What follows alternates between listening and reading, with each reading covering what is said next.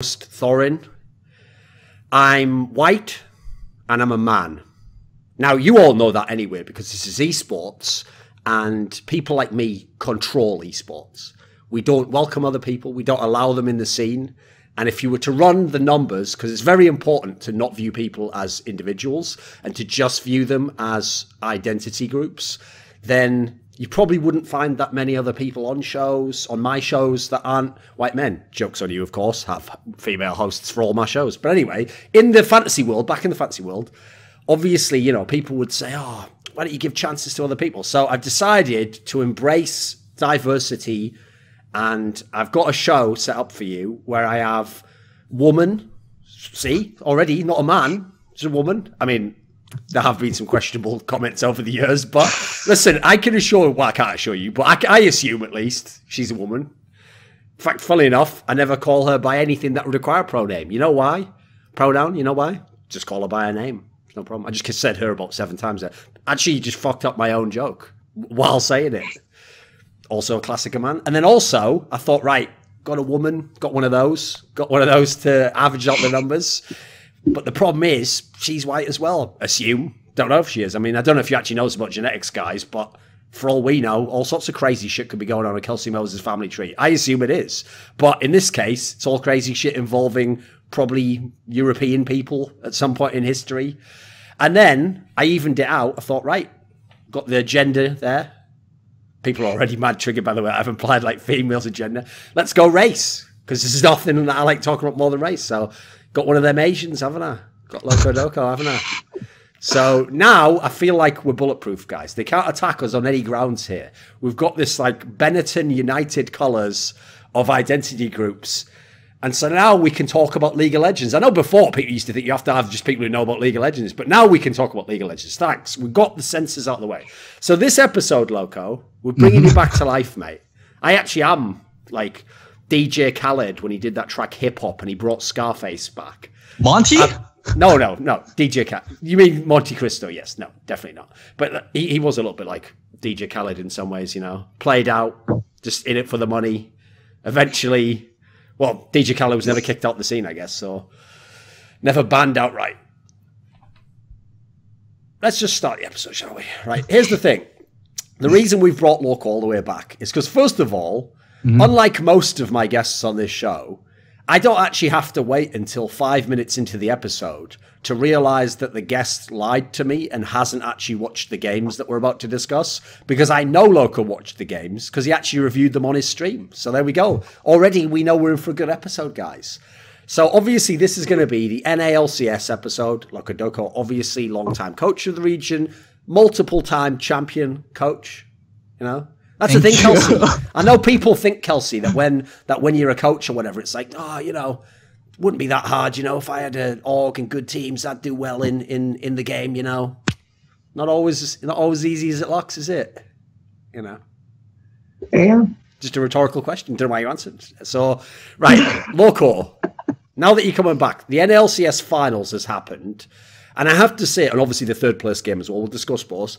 But the problem is, going into this final, it's actually one of the finals that I felt like was the least hyped. Like, whenever I read anywhere, I know they said on the broadcast, actually, and I saw when Travis did that interview with Doublelift, he actually said something like, oh, I was hearing a lot of people saying 100 Thieves were going to win, and I was like, who? Who said that? Like, I realize on the broadcast, it's popular now to like you get one of the analysts to lie and be like, no, I think 100 Thieves could do it because they don't want all 3 people to pick one team because they think it destroys the hype.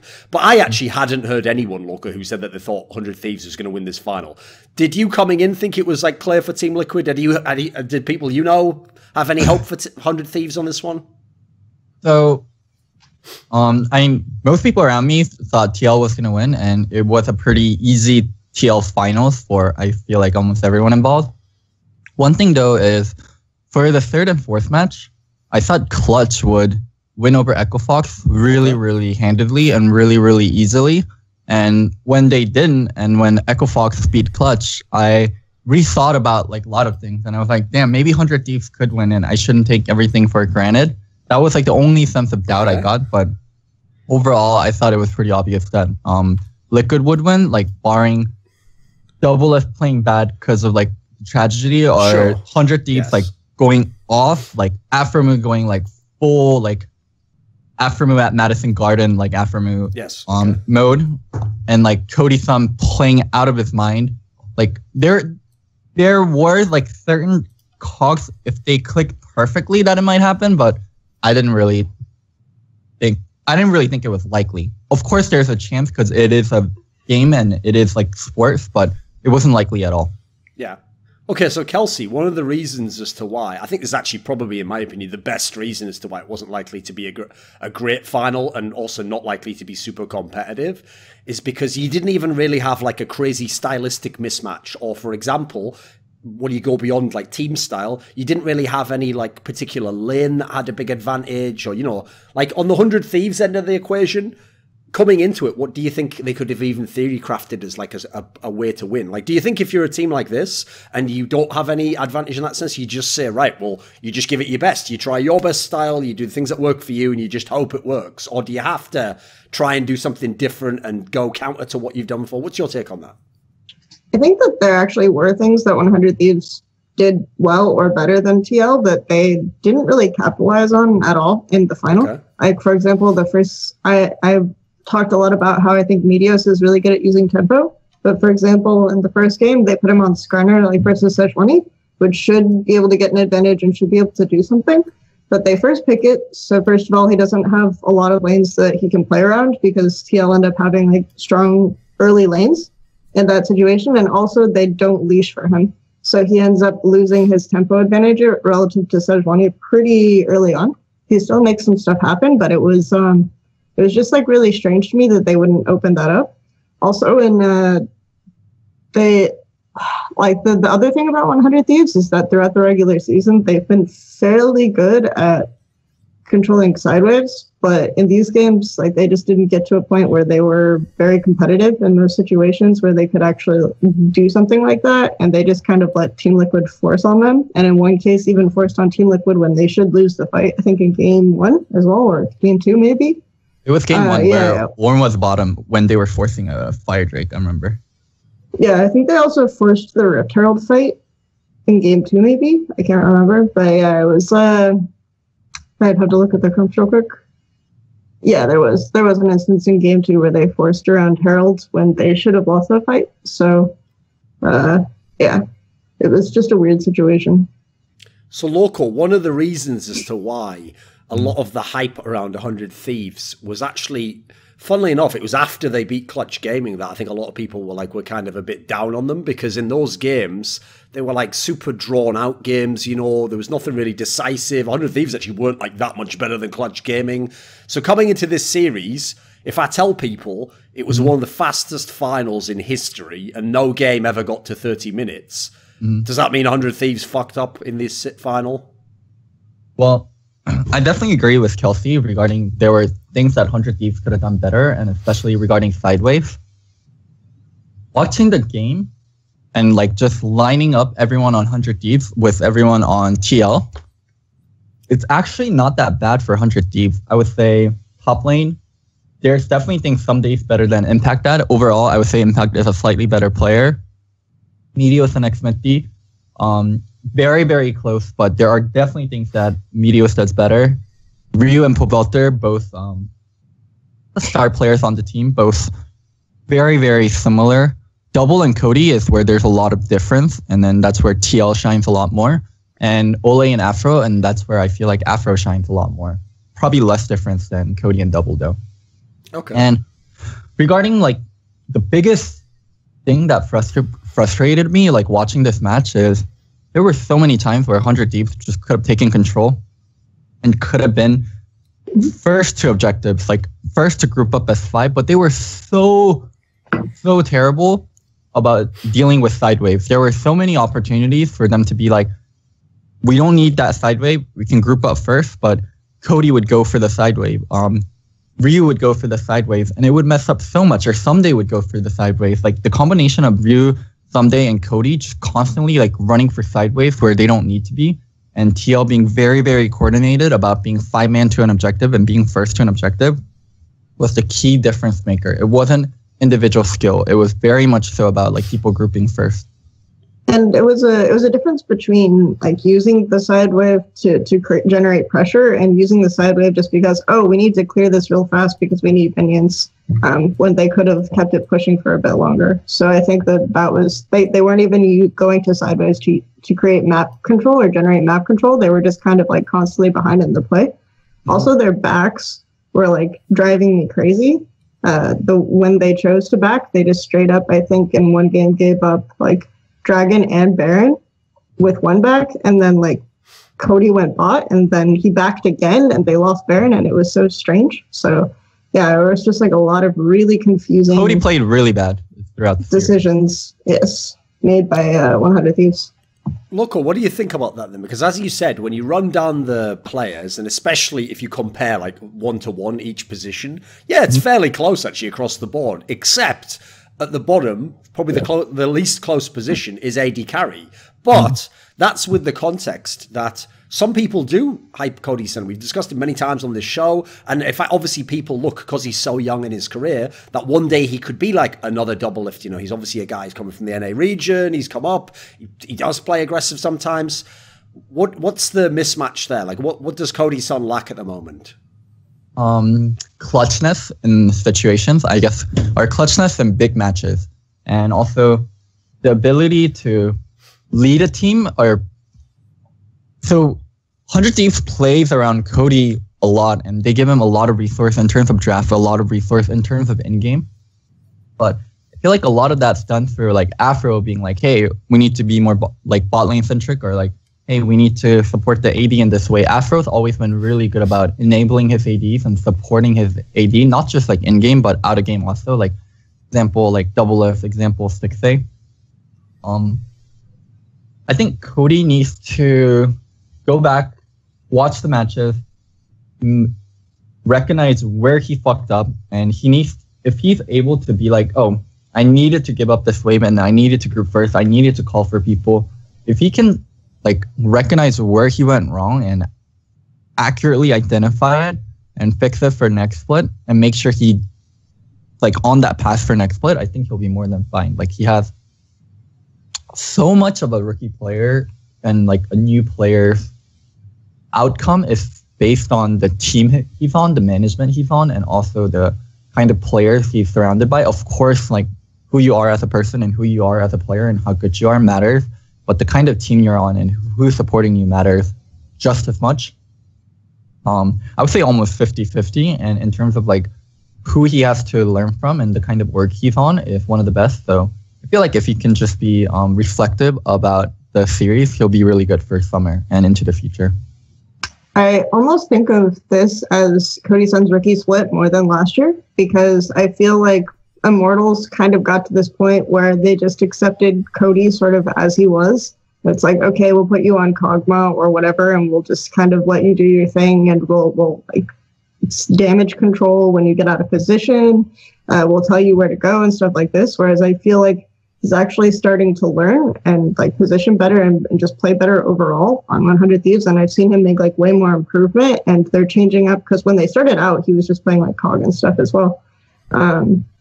But now he's adapted well to other metas, and he just seems to be allowing 100 Thieves to play like a little bit more stylistically. When, you know, Aframo needs to play a playmaking champion, he can play like a hard lane and things like this. So I think, like, to me, this is more Cody Sun's rookie split than last year was. So for a lot of the NA rookies, they follow along this pathway a lot. So they pick up the game and they play, and they're pretty good, and they start climbing. They start playing versus like pro players they know, and they get really excited. They keep going, they keep grinding, and then they get good enough, and then they join Challenger. And then in Challenger, if they're really good, they become really valuable to the team they're on, and they start getting treated really well, and the team just warps their complete playstyle around them, and they basically get to run wild and be whoever they want to be. Like, if you're a pretty good AD carry, like Cody Sun, Rikara, the team will just play completely around you in Challenger. Or Dardoch, the team will completely play around the jungle. And you act and feel like, because you just destroy Challenger scene, that you're the best and your way is correct until you start playing better and better teams or you make it into LCS, then like you're in for a rude like awakening call. You're not the shit. The team it's not always best to play around the AD. It's not always best to play around the jungle.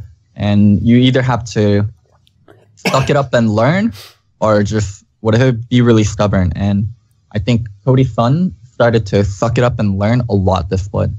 Okay. Actually, you know something, Loco? Funnily enough, this is a topic that I was talking about just the other day, which is when I did a Counter-Strike show, we were talking about players who, when a rookie player, this is in Counter-Strike, obviously, when a rookie player joins a team of veterans, okay, there was a player where this happened at a lower level, and when he left the team, because he didn't kind of make it, you know, he had like 3 months in the team, and he just wasn't good enough in this squad, he left, and he wrote a whole twitlonger where he sort of complained about his situation, and a lot of the things he complained about were sort of the, like, oh, you know, they were really mean to me, or they were too harsh, you know, and they were very critical of me even when I wasn't the worst player. And so what I explained on this talk show is that I actually think this is an area where Western teams in general, we have a very different mentality to like talent and star players. So if you are a rookie, if you're really talented, what's mad is in the West, sometimes we really do just go, well, you're the best player. So yeah, you are the star player. We're going to play around you. You even get status instantly, you know.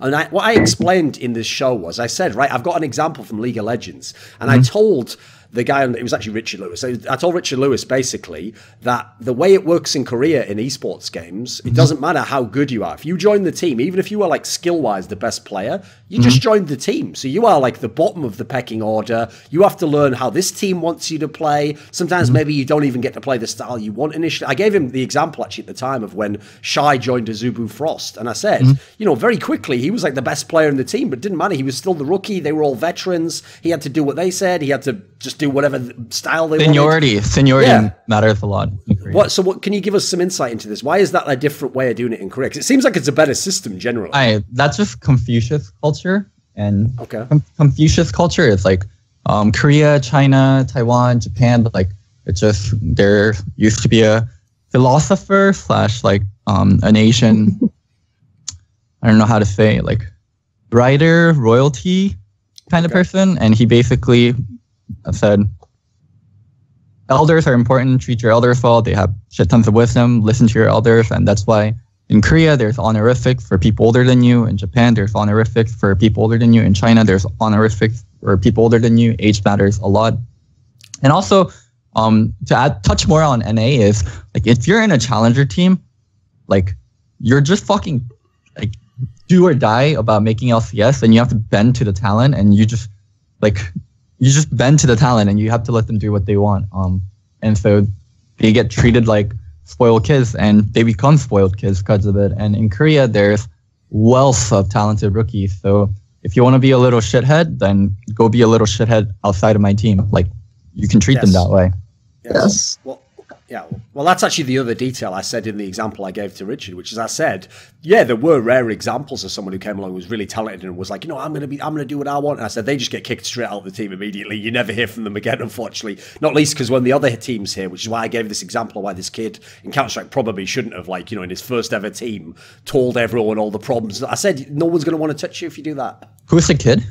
It was it wasn't a very famous player, mate. It was a team called Big, who's like a German team. It wasn't like some top team or players, mate. So it wasn't some people you'd know, unfortunately. Okay. Okay, so anyway, going back to the topic here, right? One of the things that was underwhelming about this final is because since every game was like 25 minutes, 26 minutes long, I was at least hoping, right, let's you've got two teams that do play around bot. Let's get some late game team fights. Let's get some epic 5v5s. And I never fucking got any. There was just, it never happened. Well, their understanding of what to do around objectives were just so different. TL, and this is like what TL played so standard. TL played so properly and correctly, like textbook. When I was doing my review, I was like, okay, they're going to group up for Dragon now. He's going to give up this wave, and they're going to get control here. They did exactly that. They're going to group up for Baron. They're going to get control here. Like this mid vision is really important, and they need to push it up. They did exactly that. It almost felt like reviewing a Korean game because Koreans play so textbook and so standard, and they just group up for objective, force the 5v5, and TL did exactly that. They were very, very good about setting up for an objective first, getting the vision down first, being 5-man there first, and forcing 100 Deeps to come into them. And that's a concept, that level of concept, if one team has it and the other team doesn't, it doesn't really fucking matter. It doesn't matter how ahead you are. It doesn't matter even if you're mechanically better. If one team has that concept down and they're constantly forcing that, it's impossible to play against, because I mean, if you don't know that, then you need to constantly outplay the team over and over and over again. And 100 Deeps weren't going to constantly outplay TL over and over again. TL just had better macro. They just set up better, and that was it. I mean, what are you going to do? That was it. Kelsey, do you think that the 100 Thieves players just played badly, or were there actually like systemic breakdowns in how they were supposed to play the game and how they normally play the game in this final? I mean, it's weird because they've been playing. You have these different images of 100 Thieves throughout the season. One is that they're always kind of like setting up this 1-3-1 and playing it out with a very few select champions. One is that like they're forcing around Dragon with Afromu kind of making plays constantly. And then there's another one where they just like don't do anything, or they're constantly behind, or they just kind of fall apart. And I think that that definitely happened here. Like we saw a lot more of the third one, but it's not like this is a surprising thing. Like we also saw this version of 100 Thieves, I think, in the semifinals. So it's just kind of a weird team where I feel like maybe they decided, okay, we're going to play to like what this player wants to play this week, and then they kind of go for that. And sometimes they execute like good macro points regards to this. Sometimes they play well around their jungler, but for the most part, it's been kind of on and off like throughout the split, it's teetering back and forth. So I don't know if it was like they played worse than normal or anything, because this was, maybe I didn't expect it to be completely a stomp or one-sided, but as much as it was, but I did think that it was like going to be a convincing win from TL anyway. So, Loco, one area in which on paper 100 Thieves should have had an advantage is they have the MVP of the split. Afromu won the MVP award. Was he underwhelming in this final? I mean, Russell Westbrook won MVP last year, and he wasn't even in the finals, right? So sure. Regular season MVP in basketball doesn't mean that much. Regular season MVP in league doesn't mean that much. I guess it means a little bit more because the regular season ending and finals being played is a lot closer in league than it is basketball. I mean, Afro's an MVP because he replaced Afro with anyone else on 100 Deeps. They can't get first in regular season. Well, that's not true for that's not true for a lot of the players. TL overall has very good players in all the roles, where on 100 Deeps, it's a lot of mismatch and a lot of players with very good strengths and weaknesses. 2 Korean players that aren't 100% fluent. So like, grouping that all in and like gluing that all together and making sure they're a functional machine. It's a lot on Afro. So I feel like that's why he got voted MVP, and he did perform really well during the regular season. So, what to say? The reasons why he was MVP wasn't because he was by far absolute the best player. There's a lot of reasons, and it just didn't matter that much in the finals. Like, TL overall is a good team. Like, the better team wins. It's not the team with the MVP that wins. Okay. And I do think, I think to an extent, the amount that the way in which TL used Braum, especially in the third game, Braum and Azir, they made it so that like some of Afromu's best picks were not going to be that useful in the early portions of the game. So, for example, they have Azir and Braum against Thresh, and Thresh, like if he isn't making something happen, either in bot lane or roaming to mid early on, then Thresh just like becomes kind of a less useful champion over time. So I think that setup showed that they were thinking about like how Afro functions in the team, and they were kind of creating situations where it would be harder for him to have a massive impact, or like 1v9 or something like this. So for the Thresh thing to work, what you said is correct. Like, it can be hard against Braum, but as we saw in like the Clutch series, like Thresh versus Braum, can definitely like the Thresh side can definitely blow it up. But you need a lot of resources, and you need to play like accordingly to the bot lane. And 100 Thieves didn't do really a lot of that. And for game 3, I thought it was so much more on Someday to snowball, and Someday just did not snowball at all. If anything, he just took his lead and threw it on the ground. And like the Thresh pick felt really, really desperate. It felt like, okay, like we just can't win normally, so we need to make a lot of risky and chance plays, and we need to keep things very in a way like random and more aggressive and wild. And I thought that's why they took Thresh.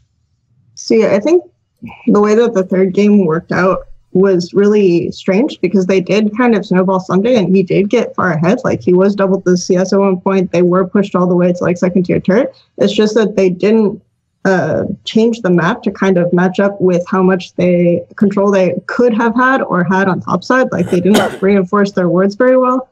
They weren't using their bot lane to rotate to mid after they lost their bot turret. If they had their bot lane in mid, then like they have the ability to push up against the Azir a little bit better, and they no longer have a situation where Someday is just easy to pick off for free if he's pressuring his lead.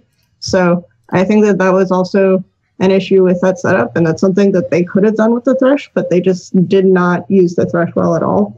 They didn't use their lead on Someday at all, so it felt kind of like a non-starter.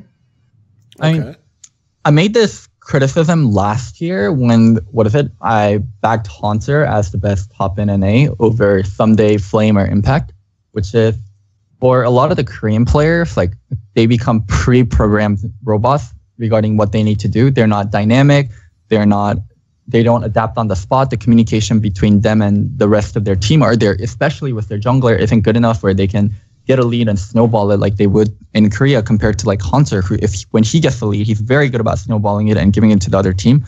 I thought Someday, when he got his lead, he was so bad about coordinating with rest of his jungle and his mid to snowball it. And also, once the lead was established, he was so bad about giving it to the rest of the team and making it not just a CS lead between him and the Maokai, but a number lead between like a 5v5 and a 4f4, or a vision control lead or a pressure lead from top side. It would just became a CS lead, and that's what he seemed so focused on doing over affecting the entirety of the map. And I think that it's fair to criticize it for that, but I also think that has to be like a call made by the whole team, because you do have to move the pieces in order for this to work, and maybe Someday needs to be the one who's saying, oh, okay, I'm ahead, we need to play around my lane, we need to move up, we need to move vision into here, or something like that. But I feel like just saying it Someday is kind of unfair to just how well the team played macro in general, how poorly the team played macro in general. I mean, yeah.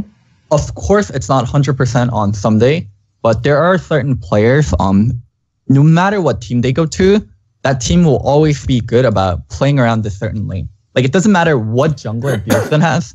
Bjergsen has always been very, very good regarding him having good synergy between him and the jungler and snowballing. It doesn't matter what support or what rest of the... disagree on that point.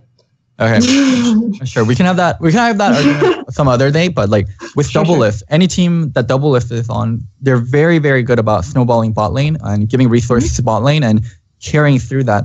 I think like who you are as a player, if you know how you need to snowball your lane, like you'll ask for the resources in game. And when things go wrong, like in review, you'll be able to say, okay, if you guys come here, I can do this, and then once I do this, then we can do that.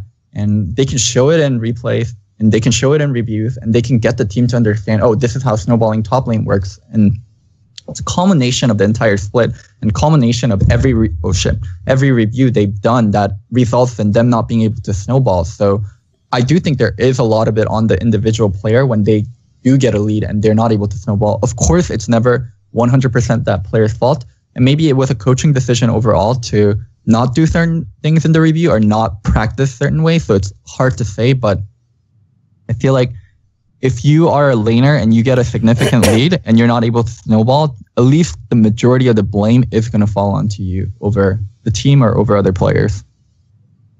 Right, what about this then? I noticed in all 3 games, the team that was on red side banned Olaf. So twice this was Team Liquid, right? At the moment, every time, especially in all the playoff series, even in LCK, anytime anyone picks Olaf, that tends to be when they want to make like loads of shit happen early in the game, basically. And that's like the one that all the aggressive, like bear in mind, you can't really play like Lee Sin right now. That's the one that the junglers that want to pop off tend to try and play now. Like from Team Liquid's side, I could totally understand why they would just want to ban it, because obviously Meteos has played it a bunch. Why would 100 Thieves ban it though? I mean, I don't think I've ever seen Xmithy play. Well, it'd be a while, maybe a few years since I've seen play Olaf. So why would they ban it? Do you think? I actually have no idea. Like well, Olaf first pick is pretty OP. Like Olaf first pick combined with something like a Ride, something like a Talia, just a very strong priority mid can just like run train on a team. So. I mean, regardless of like, Olaf isn't like a Lee Sin where it's super reliant on skill shots. Like Olaf is just very stupid and very strong good in a lot of ways. You don't have to be amazingly like good to run train on Olaf, like run train as a Olaf. It's interesting because I felt like there was an emphasis on first picking jungle in the series in general. So I think that if you and scrims are kind of knowing like that's how the meta is going to shape out, there's going to be priority on picking jungle or some sort of pick like this, because they also first picked it in like the Echo Fox series, so you get the idea that these teams have been scrimming together. This is going to be the pick priority.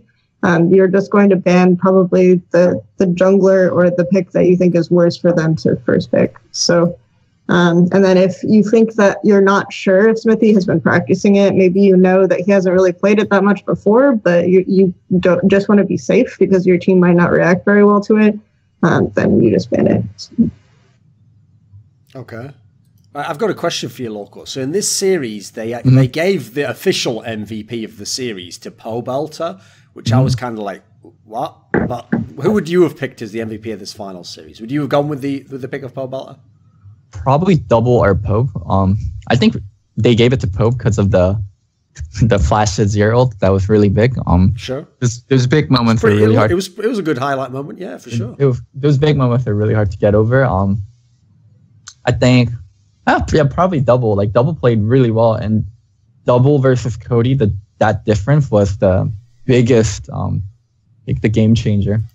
Okay, who would you have gone with, Kelsey? Because I actually might have gone with Xmithy for this one. I thought. Who would you have picked? There were instances where you could go with Smithy, but I think a lot of the stuff that made Smithy shine was stuff that 100 Thieves were just doing like completely poorly, like overextending with Talia without vision on sides or pressure in other lanes or things like this, where the Smithy capitalized on them really well, but I don't necessarily think he was MVP.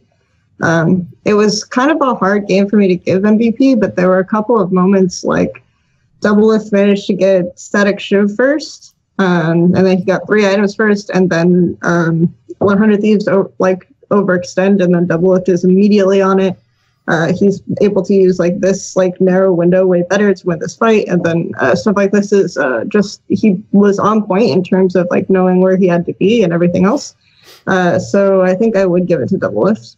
As for Pobelter, I don't know. It's just so weird because I felt like in general Ryu just played a very bad series as well. So I don't know.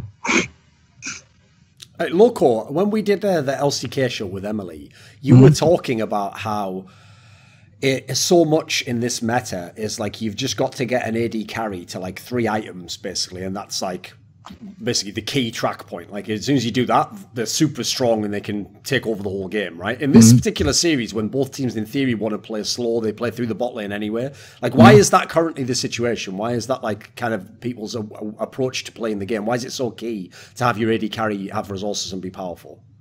I mean, right now, as I said on the other show, bot lane being ahead means turret, it means faster tempo on support.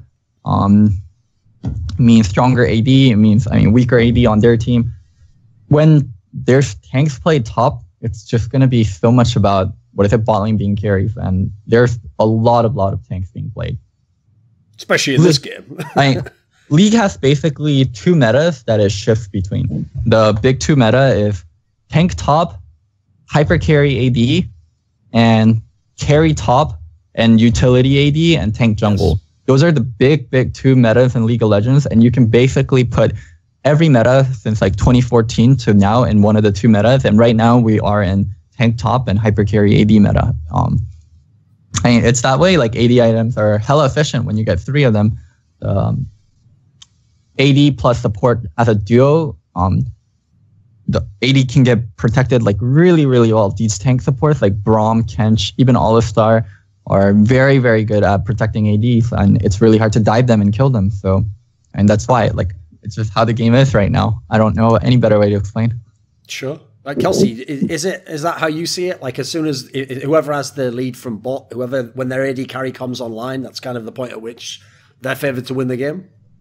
I think so. I think part of it is also just like there are a couple of more specific things I would talk about as well. One is like the shift in the jungle meta, I think made it so that you're not necessarily going to snowball top or mid like super duper hard because the level 3 ganking jungles are not as strong, whereas you're going to go more for like controlling river and 2v2ing or controlling the jungle like this. And also like the change to Drake made it so that you have more priority on getting like the Drake at like 5 minutes or something like this, and you have junglers that can almost solo Drakes like super early. And then also the other thing is just like really key is static Shiv being absolutely like kind of ridiculous in the amount of things that it gives, like the combination of static Shiv and rapid fire. So when you get ADs with like those 2 items plus eye edge or something, it's just like they become really annoying. They clear waves auto, they do so much damage, they have a lot of extra range. Like it's just a really disgusting combination of 3 items to have on any champion. So because like certain ADs like Caitlyn can build it, it becomes a really high priority. So okay. Right.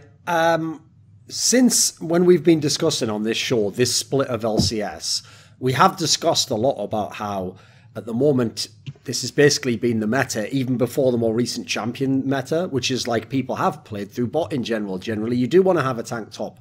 And if you look at the 2 teams that got to the final now, it almost looks like that's like the obvious answer you'd get if you had exactly that meta, because obviously like Echo Fox is a very good team, but they have Huni.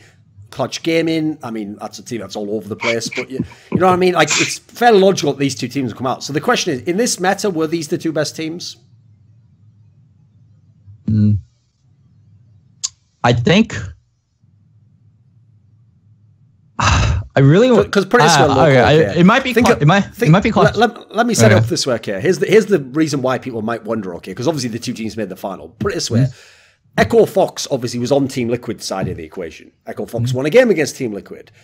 We haven't seen Echo Fox play 100 Thieves because they're on different sides of the bracket. Meanwhile, all 100 Thieves did is sit in the semi-finals, barely beat Twch Gaming, and now lose very convincingly in the final. So basically, some people are going to think, was Echo Fox better than 100 Thieves? That's what people are going to wonder, you know. So it's kind of like the sub-question of the question, yeah. I actually think one thing you really need, like I think there's 3 teams that could have competed for the best team in I think it was TSM, Echo Fox, and TL. And sadly, like 3 of them are TL met Echo Fox, but they never really met. I think Clutch beating TSM was a lot of overperformance from Clutch. They did extremely well. Haku played really well. And a lot of underperformance from TSM. Like, I never see Zben and Mitty usually get blown out like that, regardless of who they're playing. So it was this playoff was really weird. Clutch making it that far and then getting smashed by Echo Fox, and TSM getting knocked out that early. So personally, for me, I think it was TSM, TL, and Echo Fox that were the best 3 in no specific order, and I would have liked to see them play again. So some playoffs, you watch it and then you go through it in your head. Like, if these teams played again, we would get the same results for this playoff. If you go back in time and these teams played again, I think there's a very high chance like we don't get the same results. Okay. What do you think, Kelsey? Yeah, I thought as soon as you brought up the question that you were going to ask about TSM and not Echo Fox anyway, but I think that... You got to it anyway, don't worry. Yeah, You've got to know what people's predilections are. Go on. Be like me having to ask you about side laning. You're going to talk about anything? I'll just ask about something else. Sure. So I think that for me, I was just not convinced of Echo Fox in terms of like understanding how their pieces work together, because I felt like they had certain problems with the rest of the map that they then suddenly had to deal with when the meta became very, very firmly tank top. So they actually did end up having, I think, some of the better mid to late game like lane assignments and use of sidewave control by the end. So I actually thought that they fixed a lot of those problems. They also did a better job of like kind of making sure with their bottom lane vision, so their bottom lane wasn't as vulnerable this series. And Clutch also, like you always hear about Scrim Clutch being garbage, and it was like they appeared on stage suddenly and finally, and it justified what everyone had been saying about this team all season. So I actually ended up having a much better impression of Echo Fox at the end of the series than I had for most of the split. So I think that they'll be looking like a better team going in. I don't necessarily, it's hard for me to judge TSM, but when they were out, like it almost felt like it had to be TL at that point, because yeah, maybe 100 Thieves can make an impression if they're like playing on fire, or maybe Echo Fox can do something if they figure out a way to fix their problems. But it kind of had to be TL for me after TSM fell out, because I actually felt like TSM like had some of the stronger players. And in spring splits, I always feel like when you have massive roster changes, like a lot of it comes down to like how strong the players are individually, how experienced they are, how quickly they can like mesh together as a team relative to other teams. Whereas like you go into summer and you can talk a little bit more about stylistic matchups. You can talk a little bit more about like how they're because we know who they are doing macro and stuff. Sure. And like they've had more time to gel, and they've had more time to like find out something that works for them and actually kind of talk about their problems. Whereas I feel like in spring, it ends up being a lot about like weird star power and experienced players. So yeah. Loco, are you? I know with a lot of the Korean players who are imports, like you know them or you know them from when they were in Korea. Are you on friendly terms with Kane, the coach of TL? Yeah. Can you give us any insight into what he's like as a coach, or what like his philosophy on the game is, or anything like that? Because we don't get a lot of this stuff in the West, obviously, because you can't do like full interviews, etc. I've actually never seen Kane coach, and a lot of how I know Kane coaches is, or at least like from what it's directly, is from like David Lim. He worked with Kane. Yeah, the coach of Clutch, right? But I'll say this. Playing and coaching is like an expression of self. You play like how you are as a person, and you coach as how you are as a person. So I'll try to tell you what Kane was as a person to me when we were both on Najin, and like knowing him now. Okay. So wait a second, Loco. So just before, because the joke doesn't work if I wait too long. So if playing and coaching is like an expression of self, right? Yeah. So as a player, you were pretty good. You had your strengths, you had areas you were very good in. Problem was sometimes you would just jump in, you would just leap in too far, you go a bit too crazy, you know, the game would be thrown and you think, oh, what did I do? Oh, I should have just thought that through. Then as a coach, obviously I'm just going to think, if you want a snapshot into what Loco was like as a coach, go and watch TSM at Worlds in Season 5. They were like washed up, couldn't beat anyone international, you know, they really struggled with confidence issues, you know, and it all just collapsed in around themselves. So.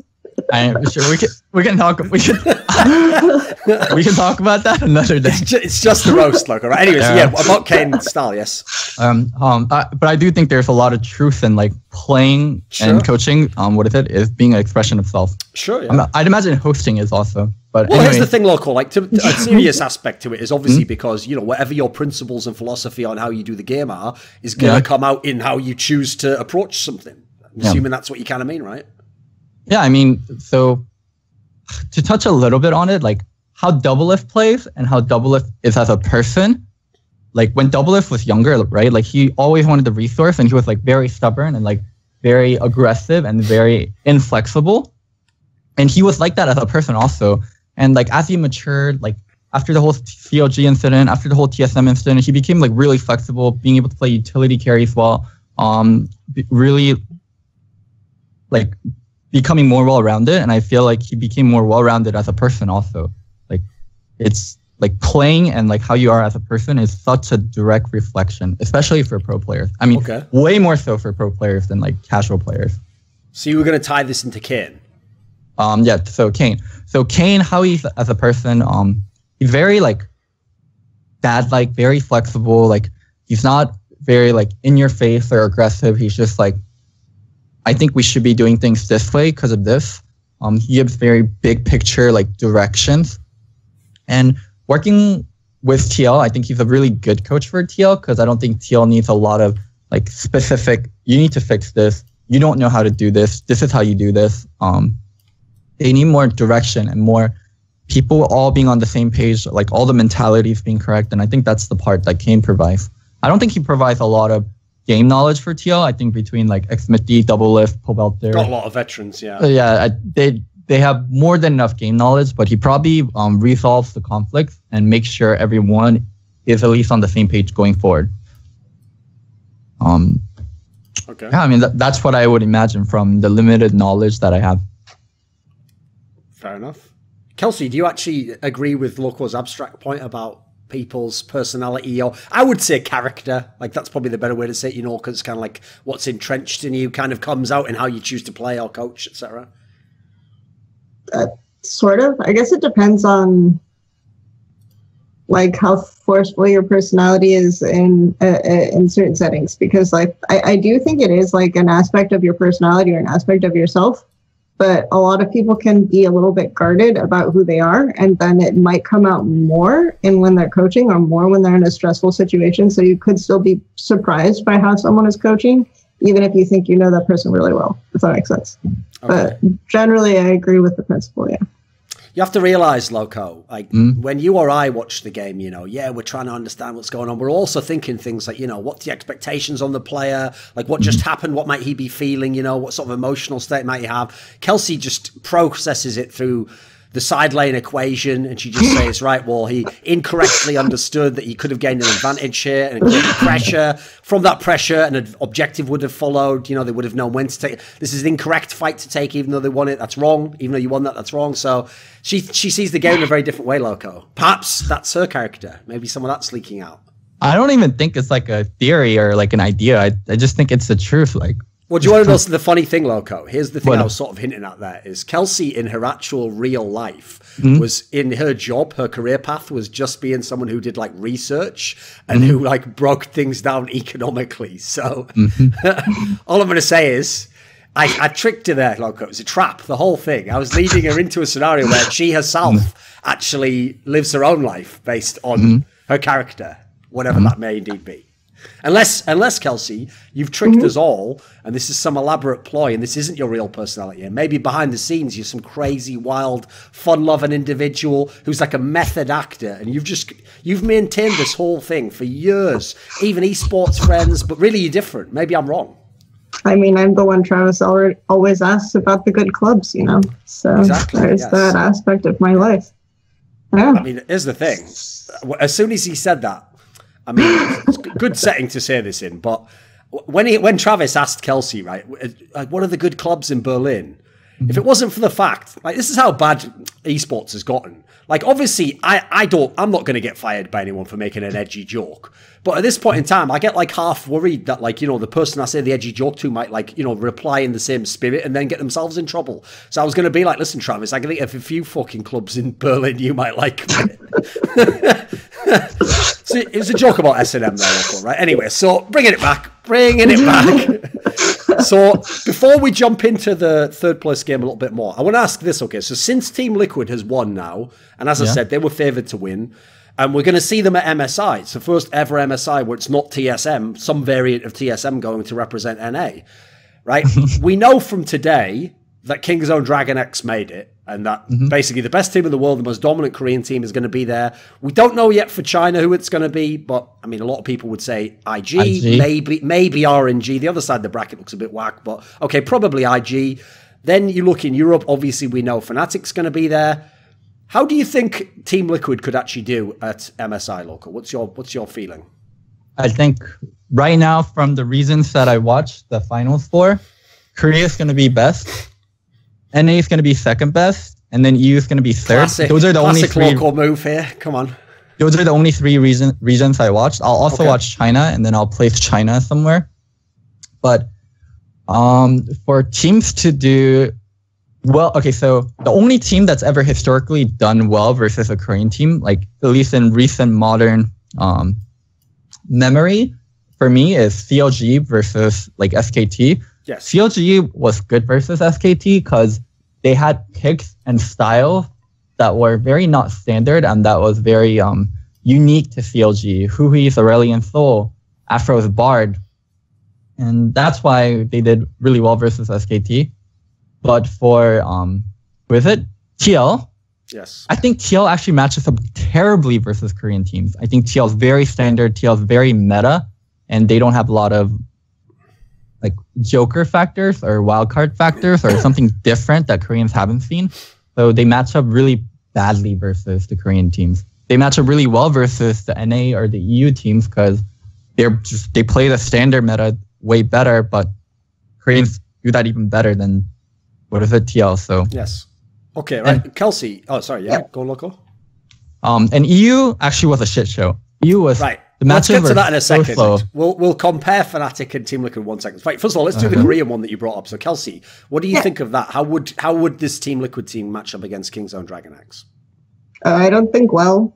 I don't think that they would match up against these kinds of teams that are looking for just like strong lanes and jungle pressure very well. Because I think that the one time where there were a couple of times even in this series where 100 Thieves had the initiative and got tempo early and could have controlled the map, but kind of just like gave it up. And I feel like that's kind of going to be the situation that happens against a team like Kingzone or IG. So yeah, I feel like they don't have a good matchup against those two particular teams. I still need to VOD review a bunch of LMS, but from what I've seen, LMS may be worse than ever. So we'll see.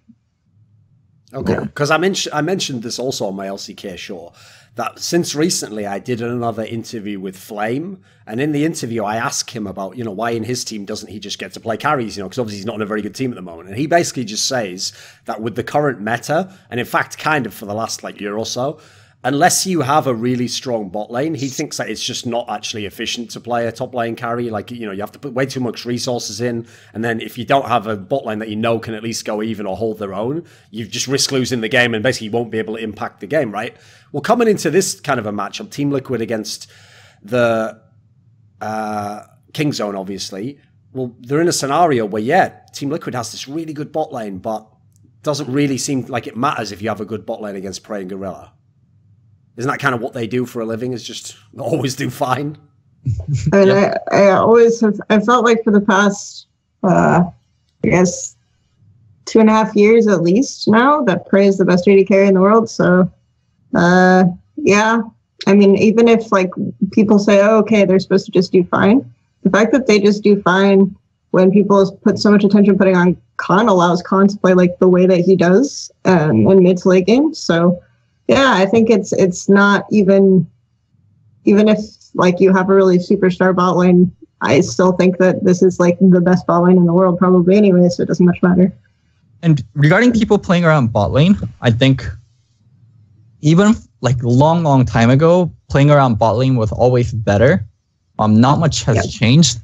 It's just the game has gotten figured out a lot more, and people are smarter about snowballing leads and smarter about tempo and smarter about sideways, smarter about snowballing. And yeah, I mean, this has been the superior style, and people have just started to figure it out more and more so and systemized it and made it a pattern, made it a system that they can follow. So everyone just does it now. Right, then let's go to the EU example then. So Loco, why were you so convinced that Team Liquid will be better than Fnatic? I mean, Fnatic just won in very dominant fashion themselves. They did not win in dominant fashion. I'll be honest, I didn't watch the whole series. I was watching the series and I was like, holy fucking shit, I just cannot watch this anymore.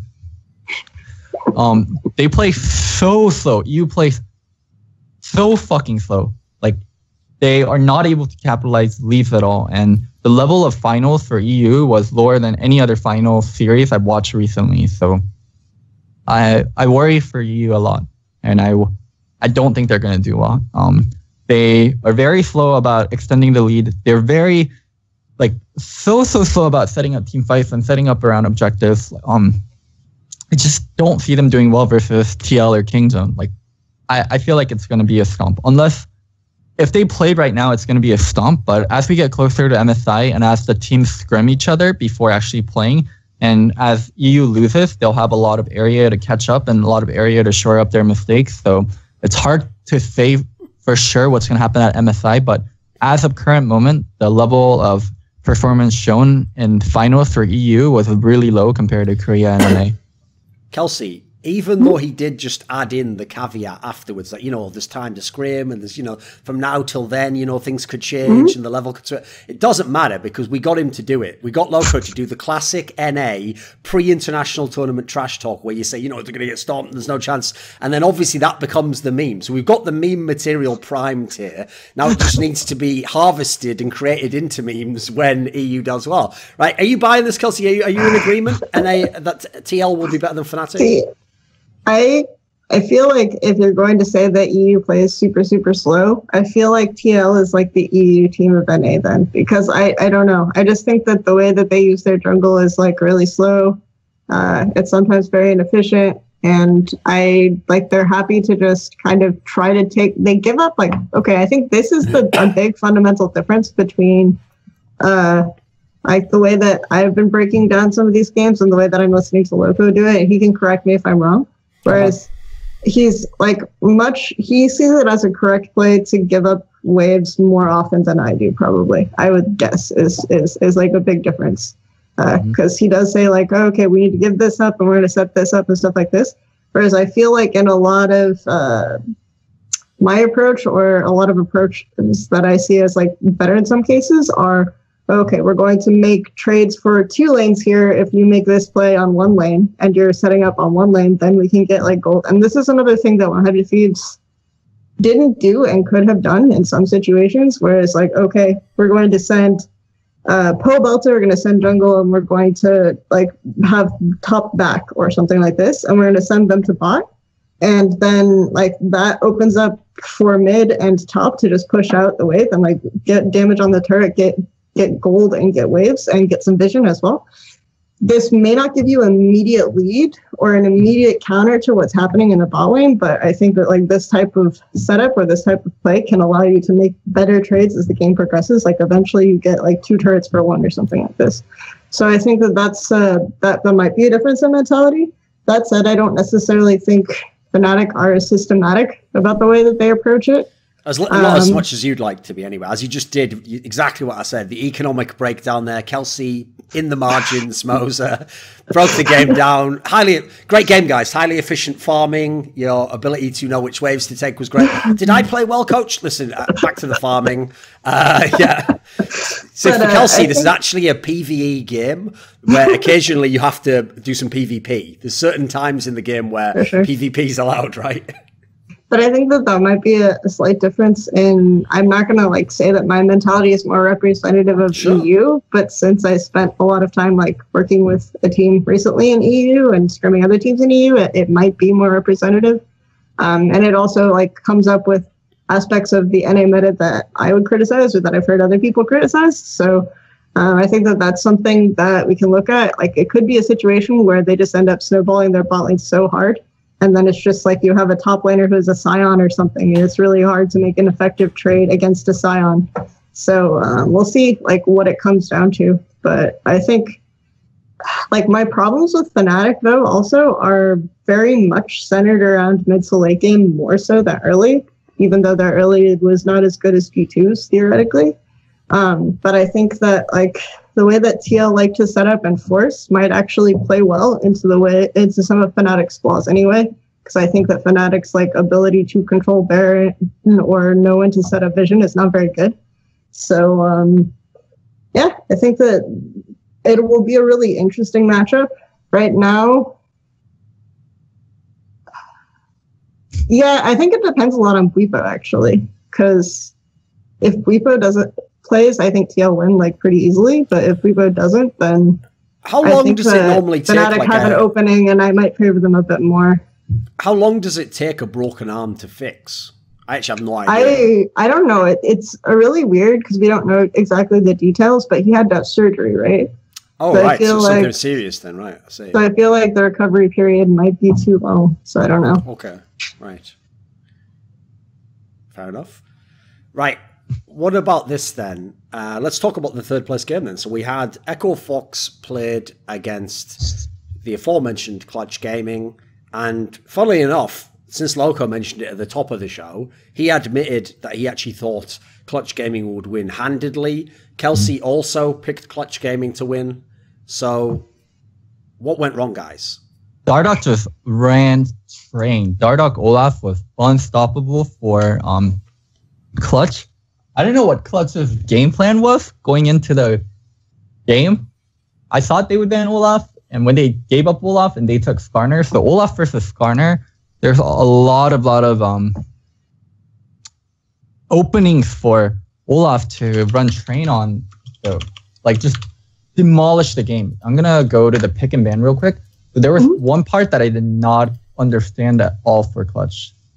So let's go to pick and ban, their place match.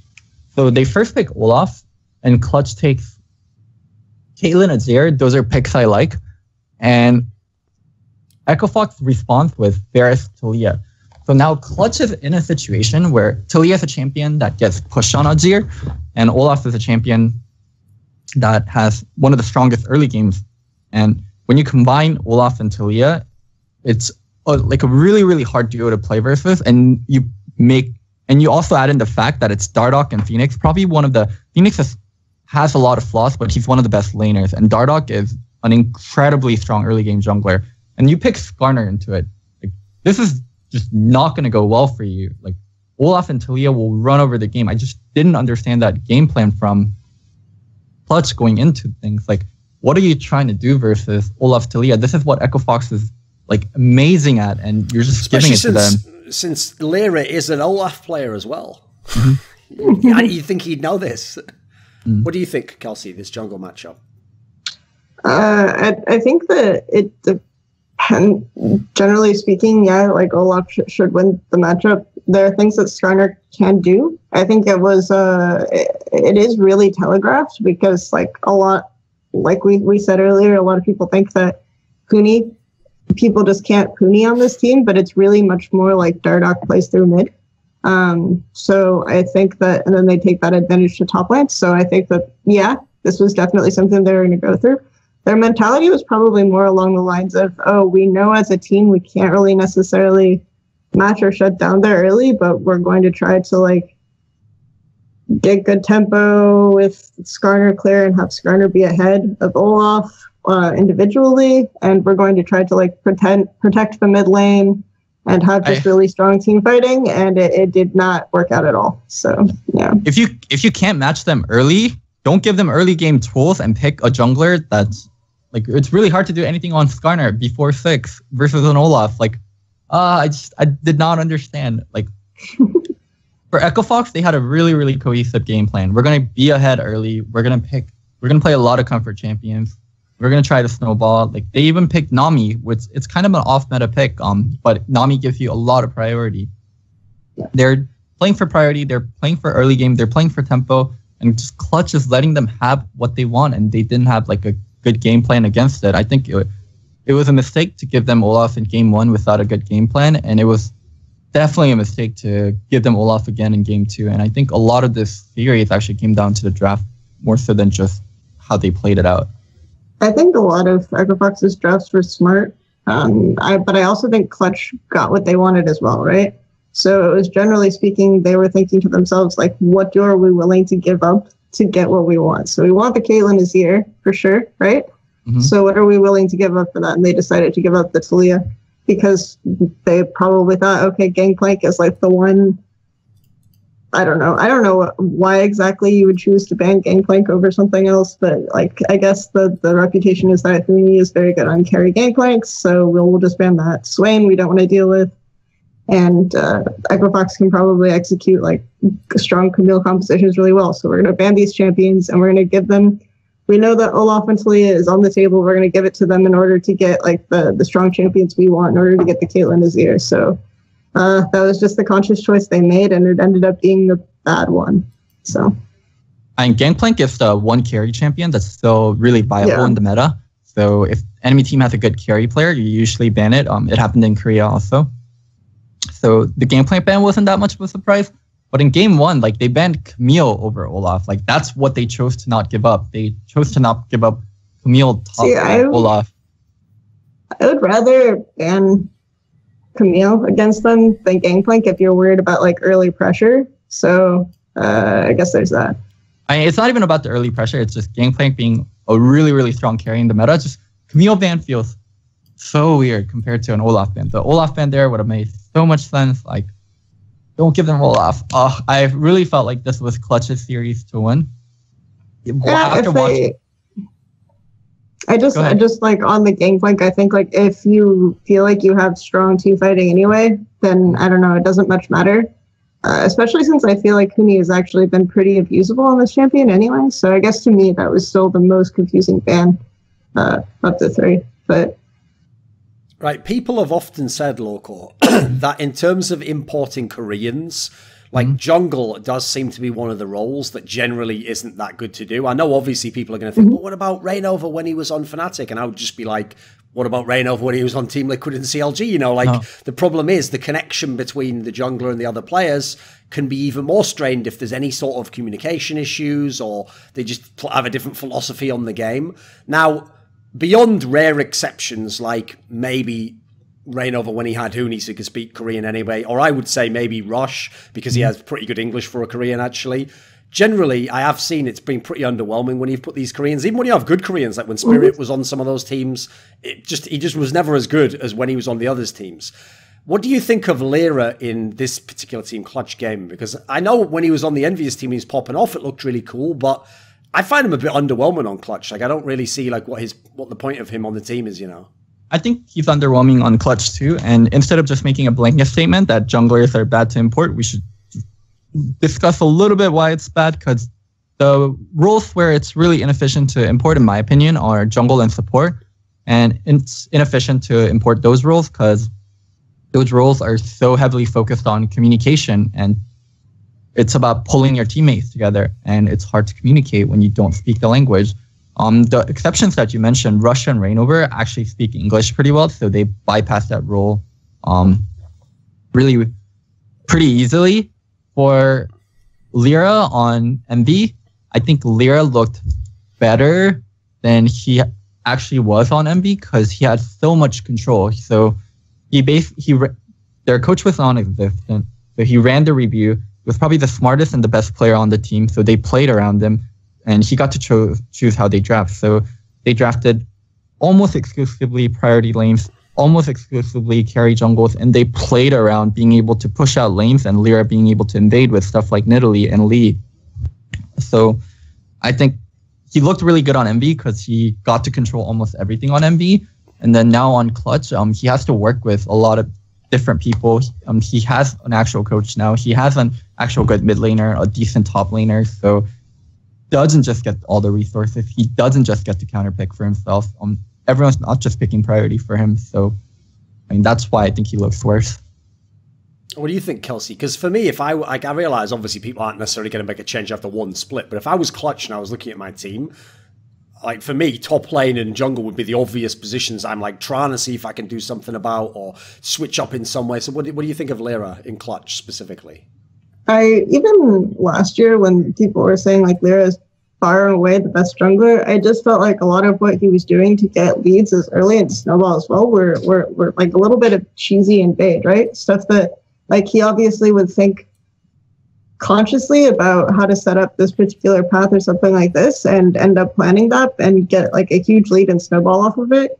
But I don't think that works as well against a lot of the better teams in the league. And obviously, even when they got major leads, they weren't able to close out the game because the team play was really, really lacking in the system. So that was always been an issue with Lyra while he's been NA.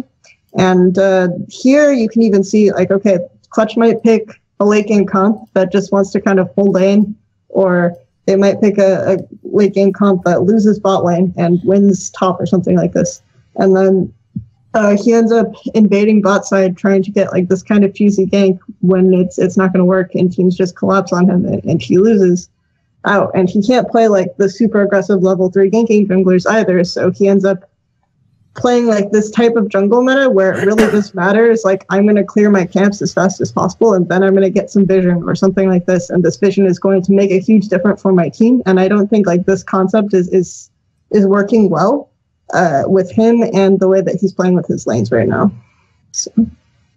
Okay, right, Loco. In this particular chat, I have two people who the public would probably consider Dardoch haters. Or maybe that's just me pretending to be the public to be able to say that without sound bias. So, for obvious reasons, Loco has had his own personal things with him, and obviously, and you know, he coached him, so you can see the flaws of a player. Understandable. Kelsey is just listen, unless he like straight up wins a load of the NA LCS, she's going to keep riding that train. You know, she's got a first class apartment booked, the tickets all stamped. You know, she can come and go as she pleases. Come on, Loco, give me your thoughts on current Dardoch in Echo Fox.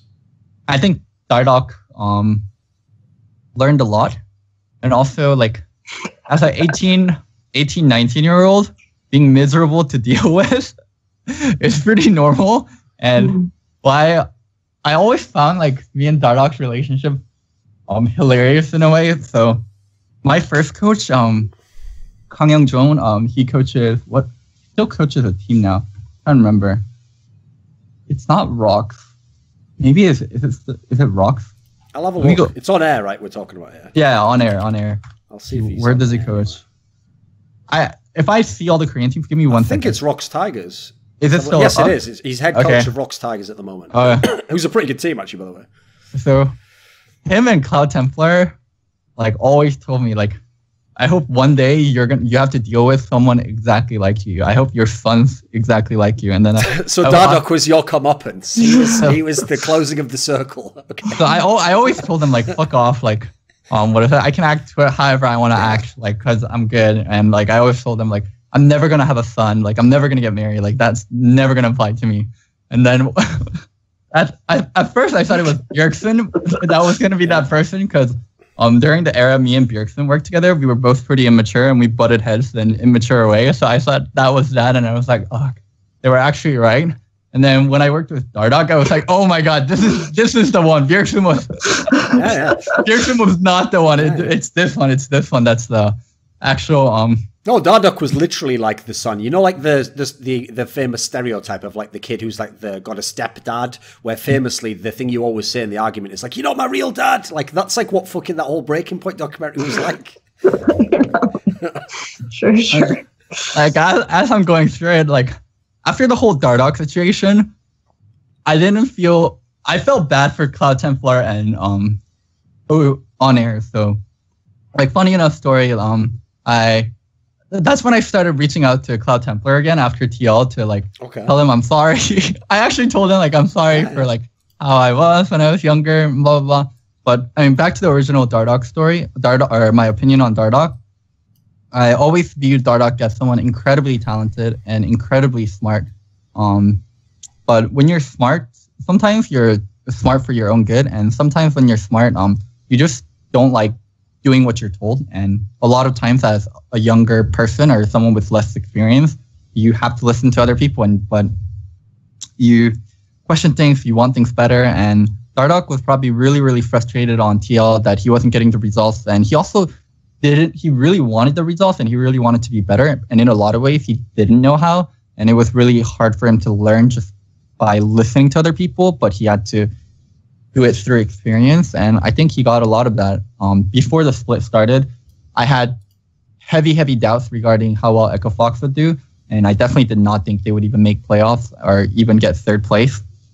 But I think Huni really brought the team together, and Dardoch really learned a lot from Huni and also just matured. And I think he'll do a lot better in summer. I think Echo Fox was going to be like a breaking point in his career if he can finish his split and like do really well in Echo Fox in spring.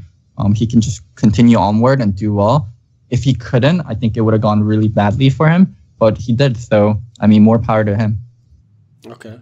Can we get an update, Kelsey? Where's Dardoch at now after this split? Okay, I feel like I'm just gonna like spend my entire rest of my life explaining this article to you, because the content of this article was actually the thing we were talking about earlier, which is the way that North American teams treat young, talented players. Yes. and end up like. I mean, all I'm going to say is this, Kelsey. Okay, so since the premise Yeah. wasn't really about Dardoch, right? It was about how there's a lot of these talents, and you don't need to settle for, you know, someone who's arrogant and skilled, because look at all these other talents.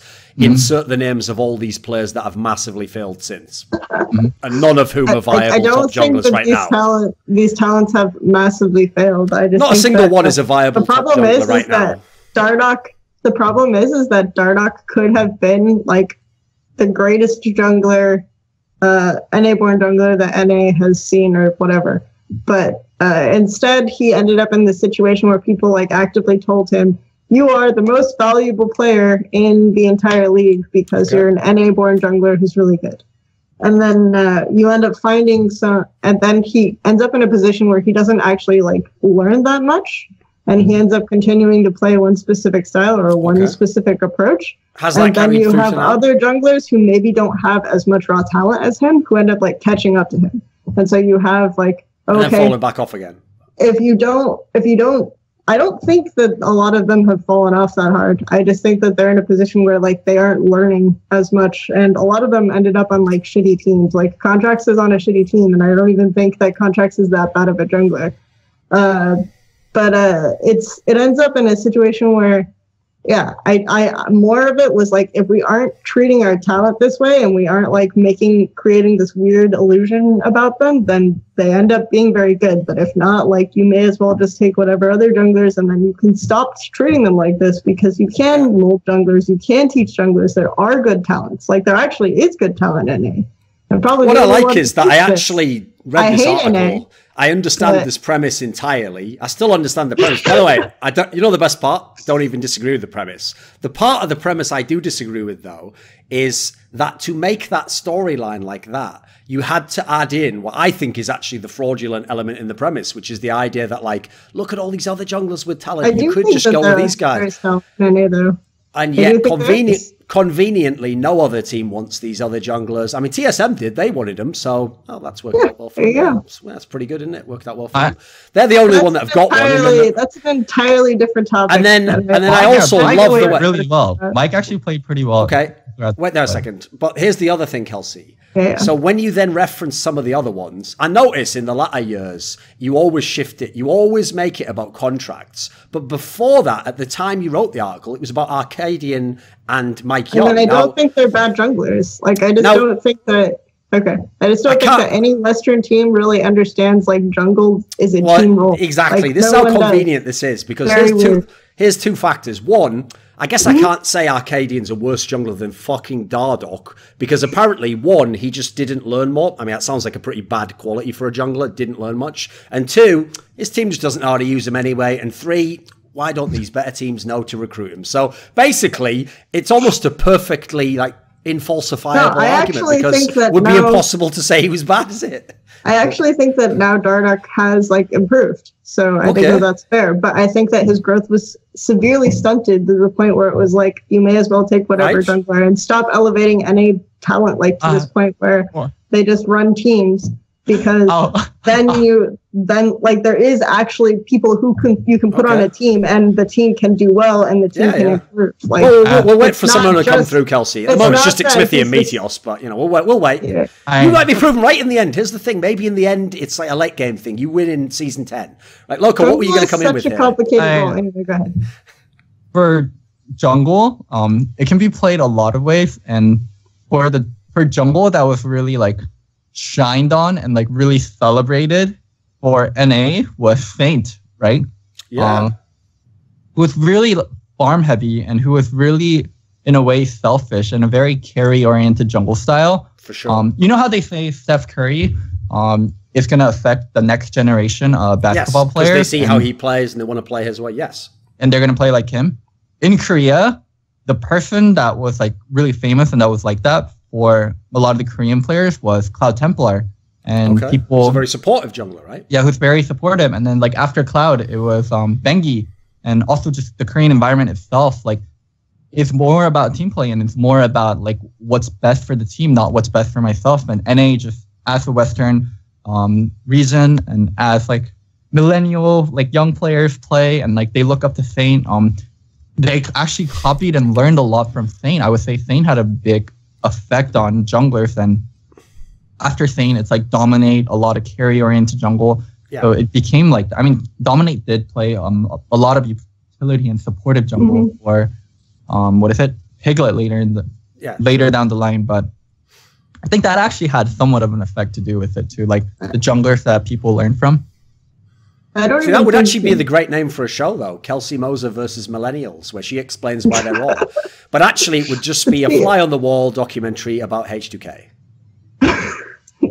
There's not bad. But the reality is, when I say like it's a team role, I don't even necessarily mean like carry versus utility jungle styles. I mean that the jungle.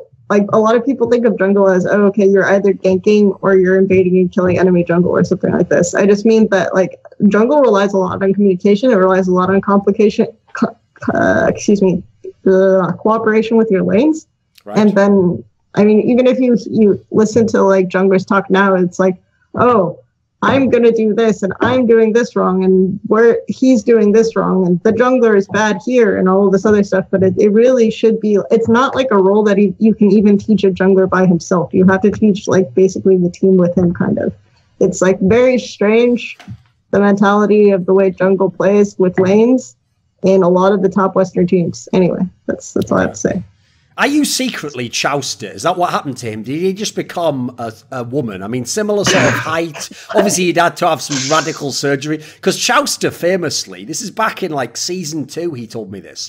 He told me, 1, jungle is a team role and you cannot judge a jungler individually. And 2, he said this other line in an interview I did with him, which is an epic line, by the way, is he said that League of Legends, people think it's about champions and kills, but the game is it's only about waves and lanes. So I think you secretly are. Exactly, yeah. He was the fucking proto Kelsey Moser. Yeah. There you go. If that's the sad thing about that is no one even remembers who Chowster is in this, except us in this fucking call. Right. What about this? Give me the update though, because you didn't transition to who the current Dardoch is. I do this a lot, unfortunately. So I think that Dardoch did improve a lot, but in a sense that he still feels like. I almost blame this more on Echo Fox because his pathing became very formulaic and predictable, and I think that's why people realize that their bot lane is like really exposed. So that's one thing that I think is still something that they need to work on, and maybe this is also related to Phoenix because I feel like Phoenix doesn't necessarily the way Phoenix has been playing and the way that the team like decided for Phoenix to play requires like a lot of jungle pressure. So I think that's something that could be worked on. Is I just would like to see more diversity from Echo Fox as a whole, and it does fall back a little bit on the jungler. So. Okay, right. In this series, one area where people obviously would be excited to watch the game is that even in the current meta, where yes, there are a lot of tanks top lane or tank counters, you know, and it is in some sense defined by that. You still have Huni, and then on the other side of the equation, you've got Solo, who's been not really one of the best players on Clutch. Was this a good series for Huni, Loco? It showed that he can play tanks well. I mean, the series it wasn't about Huni, to be honest. It was more about Dardoch and Phoenix. Huni played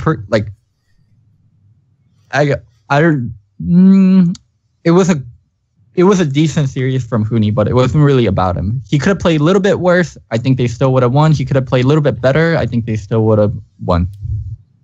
It just didn't matter that much.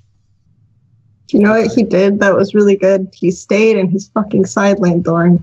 That's what he did. That was really good. Oh, in that case, A+. He passed with flying colours, right? See, in a low-key sense, this is the best series he's ever played, right? I mean, he always kind of, even on SKT, you could even argue that he stayed in this. I remember I interviewed him, I forget which series it was. I think it was the Misfit series, yeah. I interviewed him after the Misfit series, and I asked him, so, as a top laner, when do you think that you should be playing like a champion that's good at split pushing like Jace or something? When do you think you should be grouping with your team? He said, if I have TP up, I should be split pushing. So, there you go. Okay.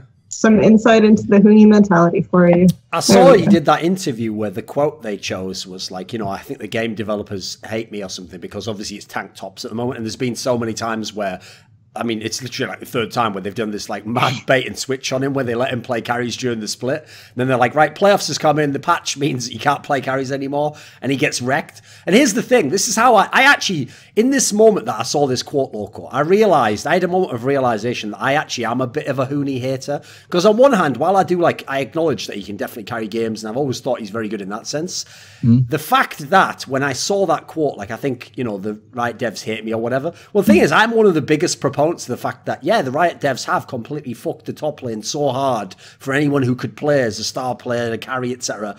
So on the one hand, I should agree with him. But on the other hand, I do just think I mean, in every role, there are people who can only play certain types of champion, mate. Like, you're just not the best player if you can only play one style of League of Legends, surely. Like, if you're a mid laner and you can only play assassins, yeah, sorry, if it's not assassins, you're not going to be the best player, are you? Like, you can complain, but you also, if you want to be the best, you have to at least be, good at the other part, right?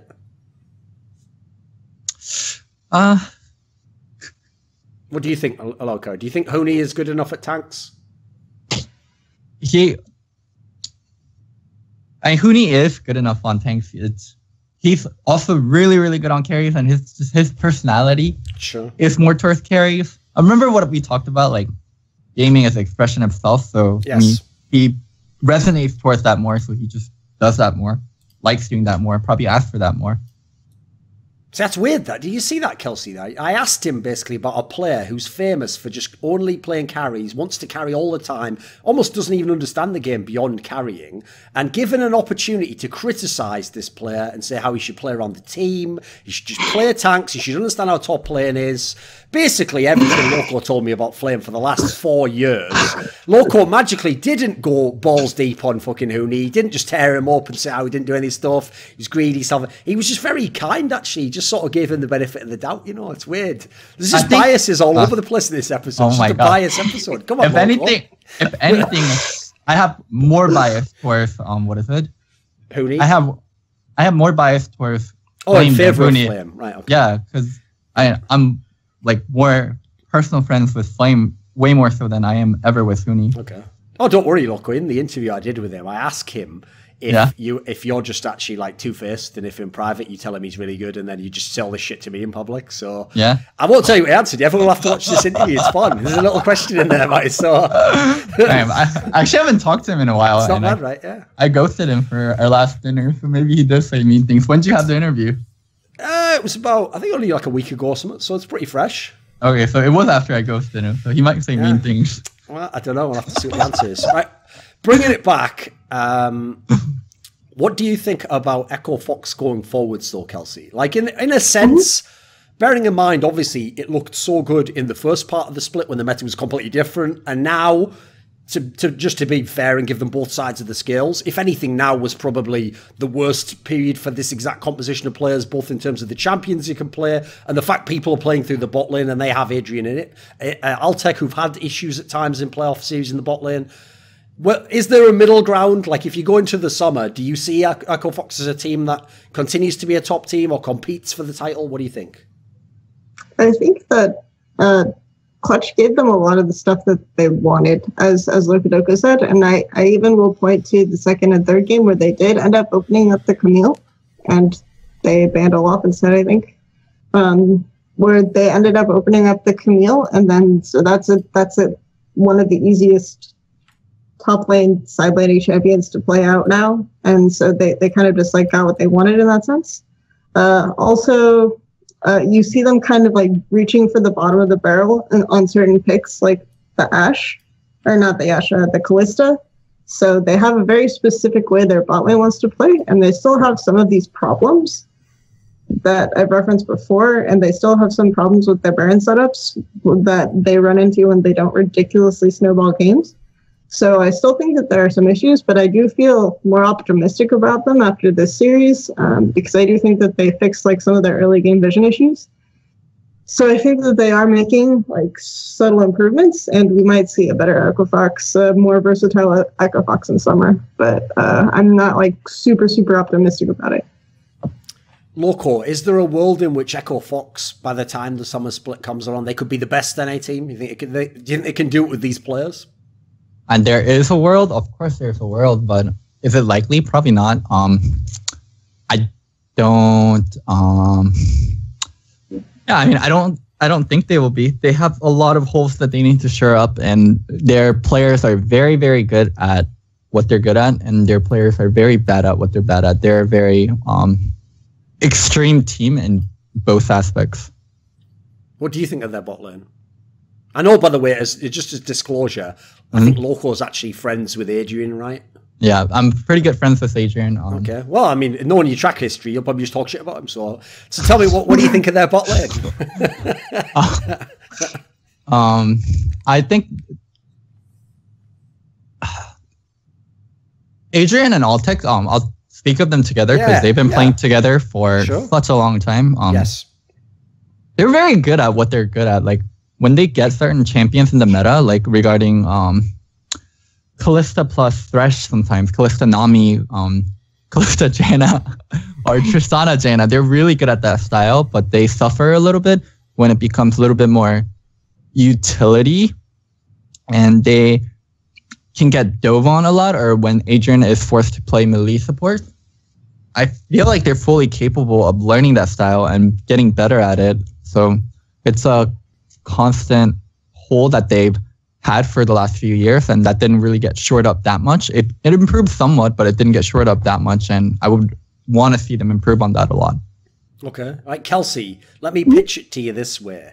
Imagine we were like the only people obviously who didn't get contacted. Imagine we'd been drafted in by Twch Gaming for some sort of like a PowerPoint presentation where we sort of explained to them which off-season free agents they might want to look at. If we explained to them the concept that, I mean, as we said, it's not even just this meta. Like the last few years, generally, if you have competent players in the bot lane, it usually makes sense to play through them in some capacity at least. Isn't this team, in terms of the players they've gotten for their bot lane, isn't this sort of the wrong way to construct a team you want to be a champion? Wait. I need to. What is it? Add something to that. Okay, you want a sidebar, right? What's the sidebar, Loco? Wait for question. Are you saying for Twch or for Echo Fox? No, the joke. I only made the Twch one because Twch, the joke is they just contacted like everyone and hired them as a coach and an analyst. They did the Team Liquid approach, but to people who don't play the game, as opposed to Team Liquid just buying everyone who does play the game. So it was just a joke on Twch Gaming, but the joke is about Echo Fox. Yes. The question is about Echo Fox. The question is about Echo Fox. Echo Fox. They said in interviews that they saw how certain players interacted with each other at parties, and my god! Okay, yeah. I'm not even joking. That they actually said that how they saw certain players interacted at parties, and they put the team together like that. And for Twch, what is it? Well, who the fuck were Altec and Adrian at parties? What is? I bet Altec's the designated driver. He just sits there waiting to drive people home. And what Adrian's fucking? I mean, I think all the champions he plays, presumably he's just a nurse in real life. He's just there waiting to help someone who's too drunk. It's like, let's carry him to the room because he's playing healing champs, and so not bad. Analyze the game using your method. And for Twch, while they did end up with a lot of people, they initially had very few people, and they put together their roster with those very few people. So they did end up getting shit tons of people, but it's not like they took in shit tons of opinion. I think they had like a core group that they had, and they put together their roster with that. Okay. Well, as expected, Loco, the reality, as opposed to the hilarious joke and or hyperbole of my scenario, is a stark difference. Usually I rely on Kelsey for that sort of like grounding to the material. But okay, Kelsey, what do you think then? Am I going too far? Was this the wrong way to construct a roster? The issue is that I don't necessarily think that. I mean, who did they get if they don't get Altec and Adrian? Is the question. Listen, I agree. If we're doing a counterfactual, you have to know who they had the opportunity to get to, know whether it's correct. I just mean in the more abstract sense. Because, for example, I'll tie it back into what I said before about Flame's answer about why people like Khan get to carry all the time and he doesn't, which is that you need the bot lane that can always at least like go even, and you don't have to ever worry about them. Now, at times you have that, because in NA LCS, it's not like they have like the most godlike bot lanes in the world, but if I have Huni on my team and I want to, when possible, play through him, like I would want, like for example, the Clutch Gaming bot lane. I would want that to be my bot lane. You know, I feel like, isn't it a bit flawed going forwards? Because essentially what I'm getting at, okay, I'll tie it in like this. There's no way they're going to change any players in Echo Fox. They're just going to keep exactly these 5 players and they're going to play the summer split. That's how everyone does it in LCS. Unless you have massive problems, you're not going to change someone between splits. Probably odds are you've got 1-year contracts anyway. So in this scenario, it feels, unless I'm mistaken, it feels like they can't really win LCS, right, with this 5-man team. And theoretically, if what you're wanting is a bot lane that doesn't get dove, I wouldn't go for the Clutch Gaming bot lane. But in terms of, I think there are certain metas where the Echo Fox bot lane excels, and those ones actually are the kind that you would want. Like in terms of, because Kalista is a strong lane that you can kind of have a lead in. I don't actually think that his Varus is actually that bad. I think if you, yeah, I don't know. Like I don't necessarily, and then a lot of Adrian's champions are disengaged champions, so like those should theoretically be not that easy to dive. So, yeah, I don't necessarily think this is the worst bot lane. It's just that there are so many like specific holes that each of these players have that need to be filled in, that I think that that's more of the issue that you tackle. Like you can get 1 or 2 players that have very specific like weaknesses and very specific strengths, but having an entire team of 5 of them, I don't really know. Like Dardoch might be the most versatile one. So, dude, that's not how roster building works in League, or at least not in NA. I think it's really hard. Like so in traditional sports, right? And anything with a bigger pool, like you can be more selective regarding like, I want players like this. I want players to have this kind of traits. I want players to do this. I don't want our players to do this. And this is how we're going to build our roster. It's more so regarding, these are the best players. Can we get the money and sign these players? Okay, if you guys can't get these players, this is the next best player. And then you just go down that line like that. Yes. That's just how roster building in esports works. Like there isn't enough pool of great players where you can be selective. Like you can't choose. You just have to get the best players. If not, like your org's gonna fucking fail. Yeah. No, funny enough, by the way, it's actually exactly the same in all the other esports. Like even in Counter-Strike, you don't even, believe it or not, even in that game, you don't think I need this sort of specific player. Typically, you just go, who's the best player we can get now? We need you don't even get the best players that speak the same language. Like you're like, Koreans are the best one. Get this Korean. Like in Counter-Strike, aren't there a lot? I guess they do speak, most teams speak same languages, right? Yes. Although there are now some more international teams that have mixed up. But then again, that's kind of unfair because most of them are European, so they do speak second language English anyway. So that doesn't really count, I don't think. But this is why, I don't know, I'm a proponent of like building a team from academy or something like this, and then like developing into it, and that could become a starting team, because then you can kind of like, then you can be more selective. If you're starting with rookies and you already know that they have flaws and they have a lot to learn, I think you can be more selective at that point. So that sounds like someone who knows veteran, yes. No, I mean, it's in general, if you want to like, I don't necessarily think you're going to build the best team in the world from that rookie selection, but I do think that if you want to be more choosier, and if you want to have like a better idea of how your team will fit together and you want more choices, then you kind of have to start from that point. But I think that in general, Thorin's question wasn't like him thinking that roster building goes one way. He was just like curious about, theoretically, would you build a team like this if you had options? So yeah.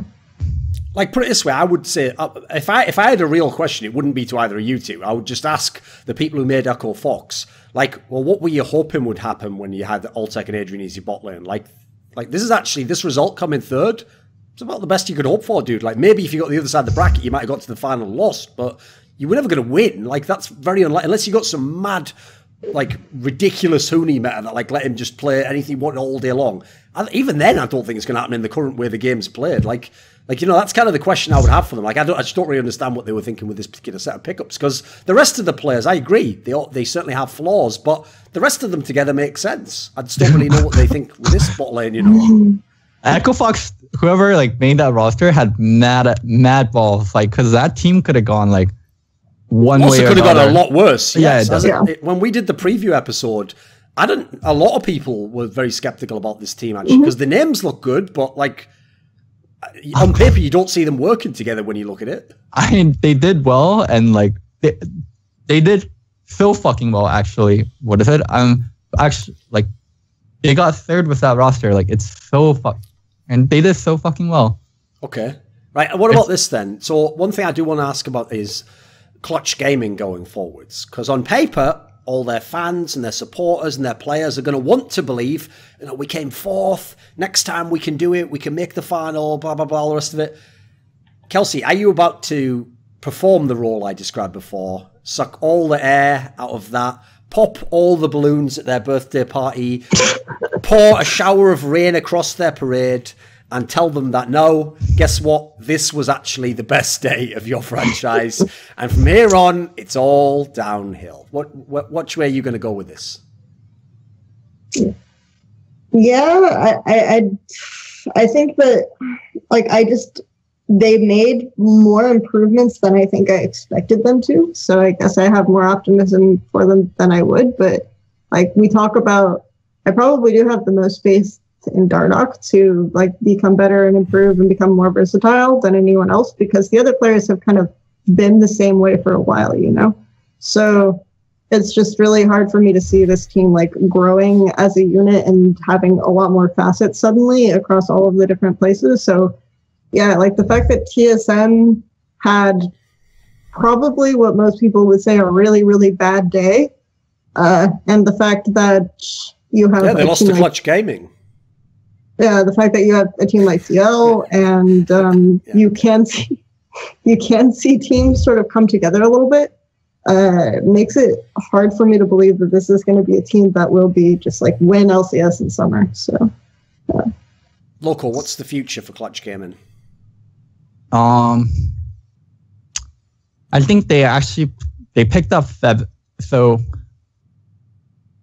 it's very, very similar to NFL and quarterbacks and league and mid laners. If you don't have a mid laner, then you don't have a team. And they actually have a mid laner. Febiven is very legit. If they can work out something long term with Febiven, and Febiven enjoys life in NA, they're actually pretty set for a while. Febiven is legit. Hakuo is legit. Who is it? Apollo is legit. Solo has holes, but he has shown improvement this split compared to what I was used to on gold coins. So Solo can develop into a long-term piece for them. They have 3 long-term pieces, and only one of them is an import.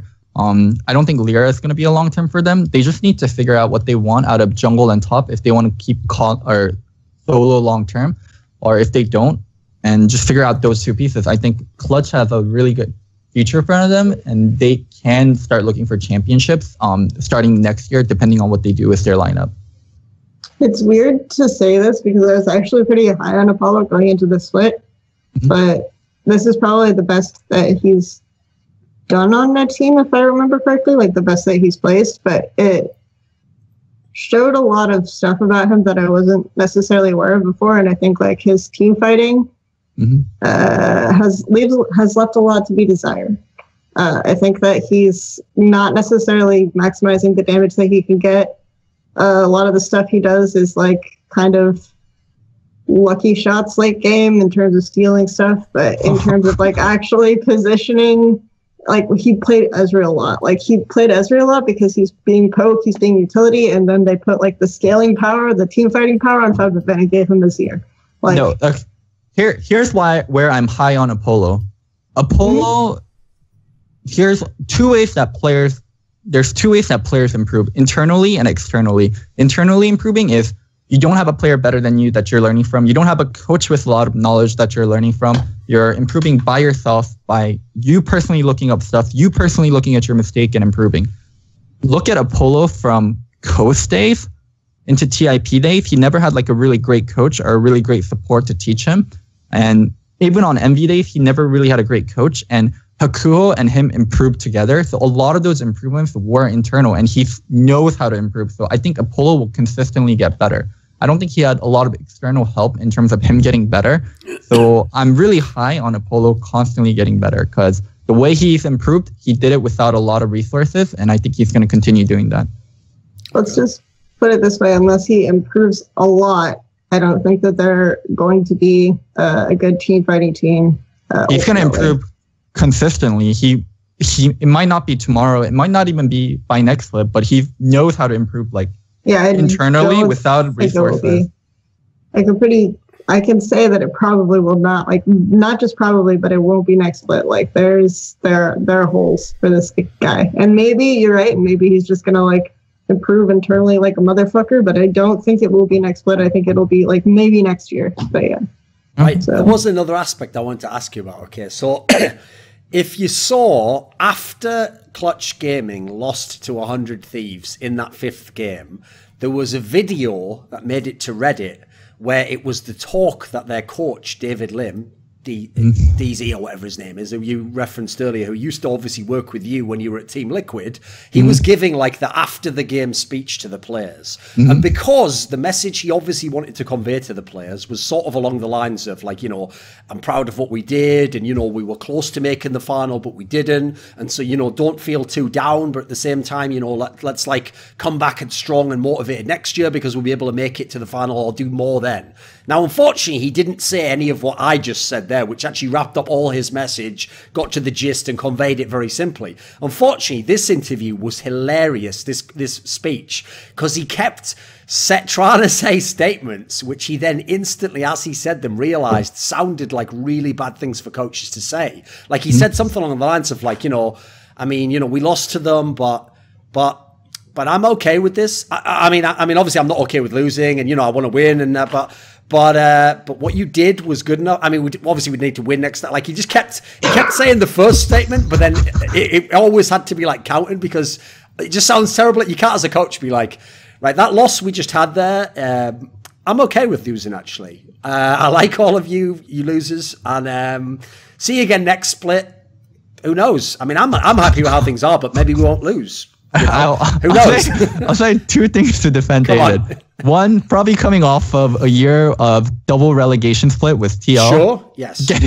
Getting fourth probably felt, or making semis probably felt hella fucking good for him, and hella fucking good for everyone involved with that team being a brand new franchise. And 2, as a coach, he doesn't have that lot of experience coaching or probably giving those speeches, and you kind of want to read the room, and you kind of want to read how the guys are doing. If they're fucking super down on themselves, telling them guys, we really fucking needed to win, we had all the tools to win, and we didn't pull it off, is probably not the best thing to say. And maybe you just want to make sure people aren't feeling so fucking down, and you can't have those talks regarding needing to improve and actually harping on the mistakes over replays separately after you guys go back home and watch things over the replay. I think right after the match, it's more so about making sure the team doesn't internally explode and go kill each other or go shit talk each other, and it's more so about just making sure the team doesn't go kill each other and making sure people are okay. Okay. Well, I mean, all I'm going to say is I've said it before when we had so many insight. 2 of my favorite reality TV show stars ever is from the TV show TSM Legends. So one of them is a main character was Locodoco, because I love every time TSM lost and he was in the room with, basically I would just look between Locodoco and Bjergsen constantly and try and look for the eye contact, body language, passive aggressive things. Yeah, I really disagreed with production to kill him off in season 3. It was kind of fucked, wasn't it? Yeah. I think the show went really downhill after that. And it got even worse, Loco, because my other favorite character was just a character that occasionally appeared. He was a guest star, and that was Reginald. And then obviously he's not in it that much now.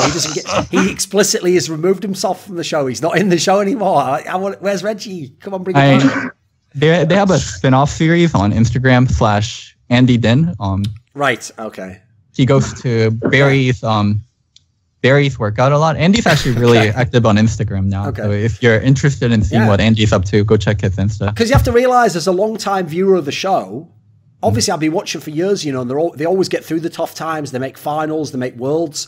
When they lost that series to Clutch Gaming in the first round, I was hoping he was going to come in and fucking throw a garbage can through a window or something, some epic shit. It didn't even happen. Nothing. Get nothing.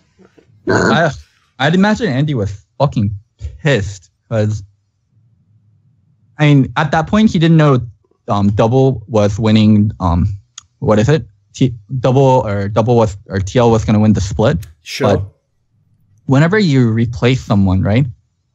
It's not even just in League. Like whenever you replace someone, when you voluntarily replace someone, you're expecting a better result than what you had before. And they got a worse result than what they had before, and it was the worst result ever for TSM. So Andy has never experienced not making finals, and this is after like voluntarily replacing Double. Like, so I'd imagine he was fucking pissed.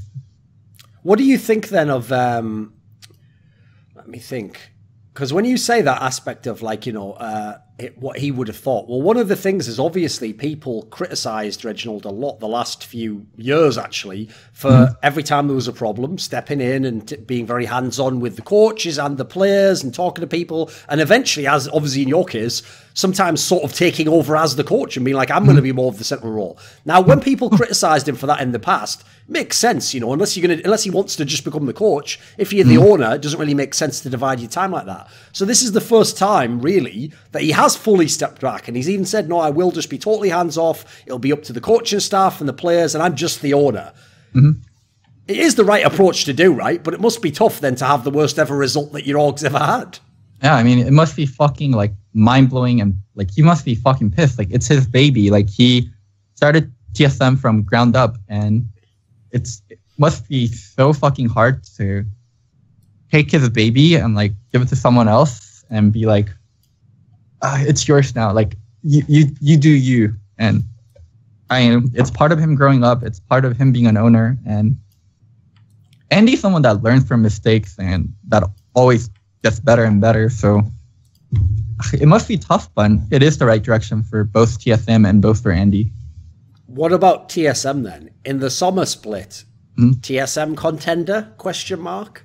Oh, definitely. I think TSM, I'll say this. I think it's likely, if I had to pick one team to win summer, I would pick TSM, even over TL.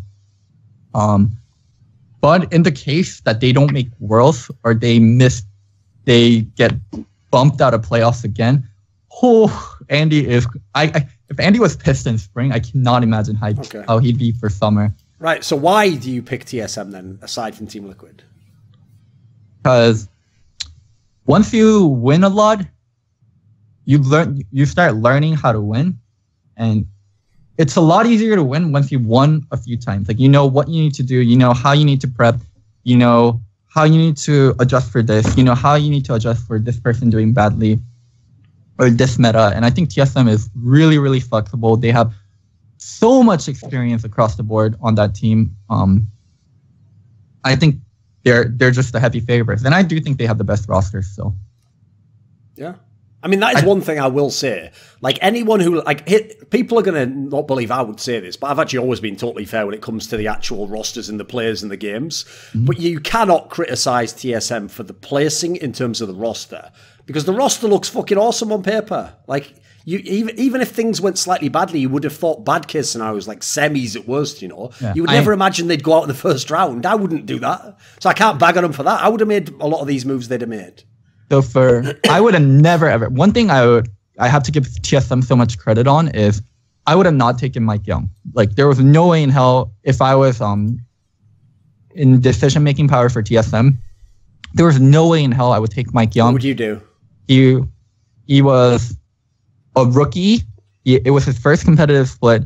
He got rookie of the split, and then coming on to TSM junglers have been. Jungle and support are the most replaced roles on TSM. Like, jungle is like Odd One, Santorin, Amazing, Svenskeren. Yeah, that's it. And then that's like 5 players, isn't it? Yeah. Yeah, and for support it's maybe 4. X Special, Glebe, Lustboy, Yellow Star, Bio, and then now Mithy. And then for mid it's Andy Bjerg. For top it's Dyrus Hanser. For AD it's a little bit more varied. It's Chaos, Turtle, Double, but it's been relatively stable. Like, support and jungle, or like if TSM does badly, like, one thing about being in a team with veterans, like Bjergsen has hella fans, Sven and Mithy has hella fans, Hanser has hella fans. You know who the TSM fans will fucking like murder if they do badly, it would be Mike. And the pressure of being on TSM, the pressure of playing with all these veterans, and the pressure of you need to do better than the previous TSM roster, which won 3 out of the 4 splits and made Worlds both times. The pressure is so immense. I think there was like a huge chance that Mike would break down, or he would break down internally, and also the pressure from external would crush him. So I thought it was a really fucking dangerous move. And seeing how well Mike did this split, I think they're really, really well set up for summer. Me personally, with that roster, I probably would have leaned closer to getting someone like Xmithy. Would have been maybe not the best, but very, very stable, would work with everyone, has a lot of experience, and it just goes really well with the pieces they already have.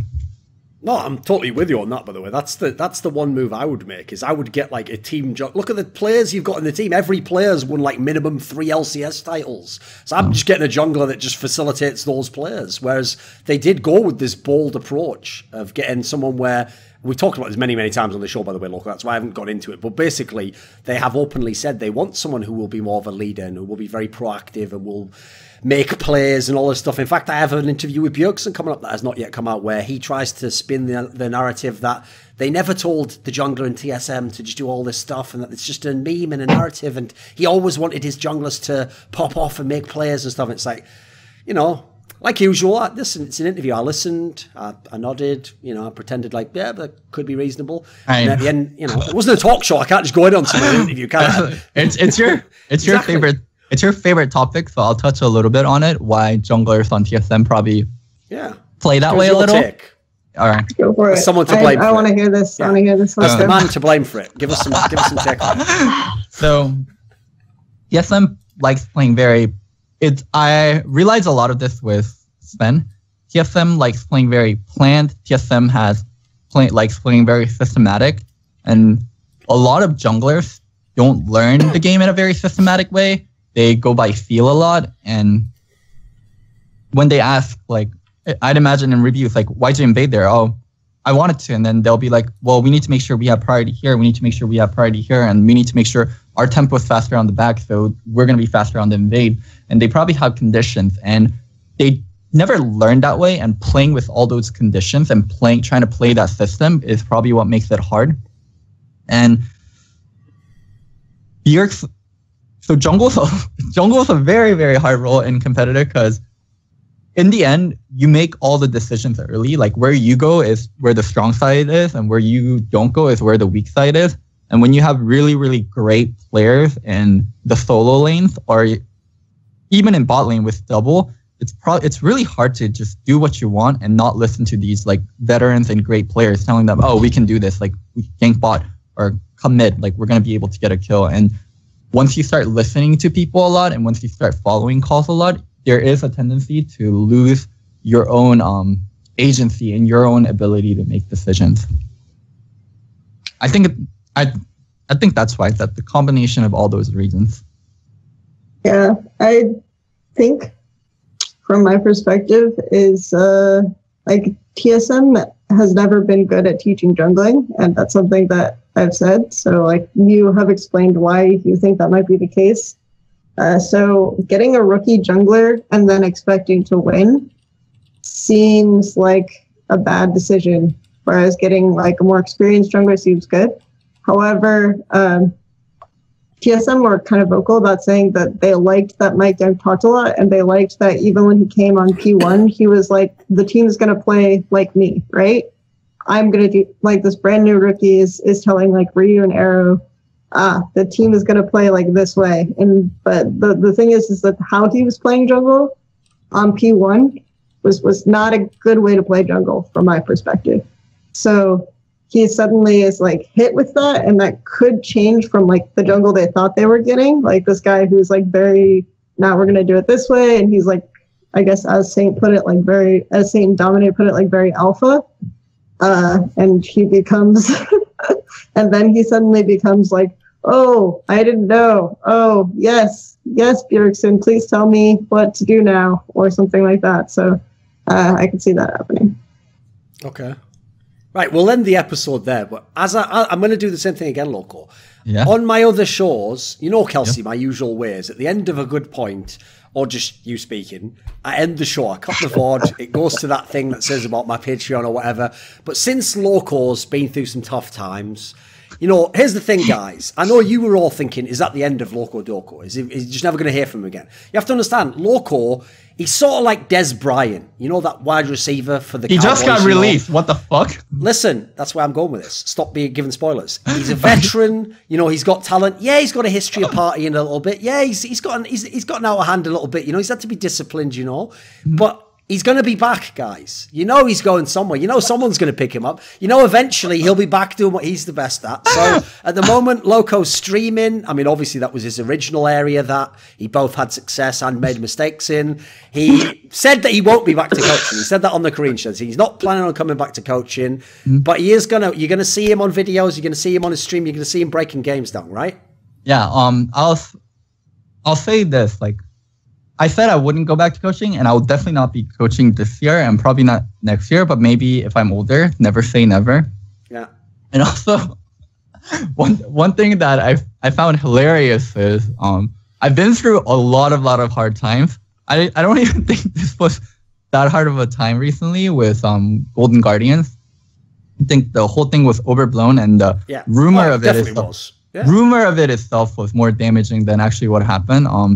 And it's actually, by the way, Loco, it's a very, very quick side point. It's one of the things that I'm currently at war with in esports, which is that in the current climate, bizarrely, when people get released for things like this, what happens is the org always makes it very vague as to why they were released. But unfortunately, especially if you know the real story isn't that bad, that tends to create a vacuum into which people just speculate. So, for example, there was a different game where something happened to someone, and in the statement where they were, you know, like reprimanding this person, they said, you know, he made like really racially damaging comments. And then when I actually went and looked into what this person had said, he'd said like a very, very minor thing. Whereas, you know, when I see that on paper, I'm going to think like, holy shit, what did he say? Like, you know, if you don't know what actually happened, you might read even worse into it and think it's something really bad. So as you say, if people know the reason, it's not that terrible. Like I understand why this org, with whatever bizarre ethos they've got in their org, decided it wasn't going to happen. But okay, keep going. So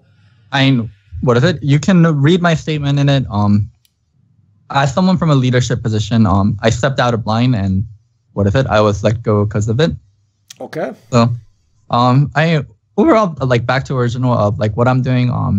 I'm exploring streaming. There's a few projects in mind, and I'm actually really enjoying not coaching and just doing like what I like doing, which is playing video games, analyzing it, and talking about it. And I want to explore more of a space in this. And my always end goal regarding esports was, I think it's been the same for like the last 3 years. I want to be Colin Cowherd of esports. I love Colin Cowherd. I love his talk show. I love maybe Kelsey could be your Christine Leahy. She could just sit there and listen to you rant and look great on camera. You know? I actually met Christine at a Lakers game. She was actually so nice. God, sure. It's so weird meeting like actual celebrities. Like meeting famous esports people is whatever. It's just like meh. But like meeting like Christian Leahy was like, oh my god, Christian! Like I watch your shows all the time. Like thank you for defending esports against Colin. Like thank you. And then she's like, oh blah blah blah. Oh, it was actually so nice. Anyways.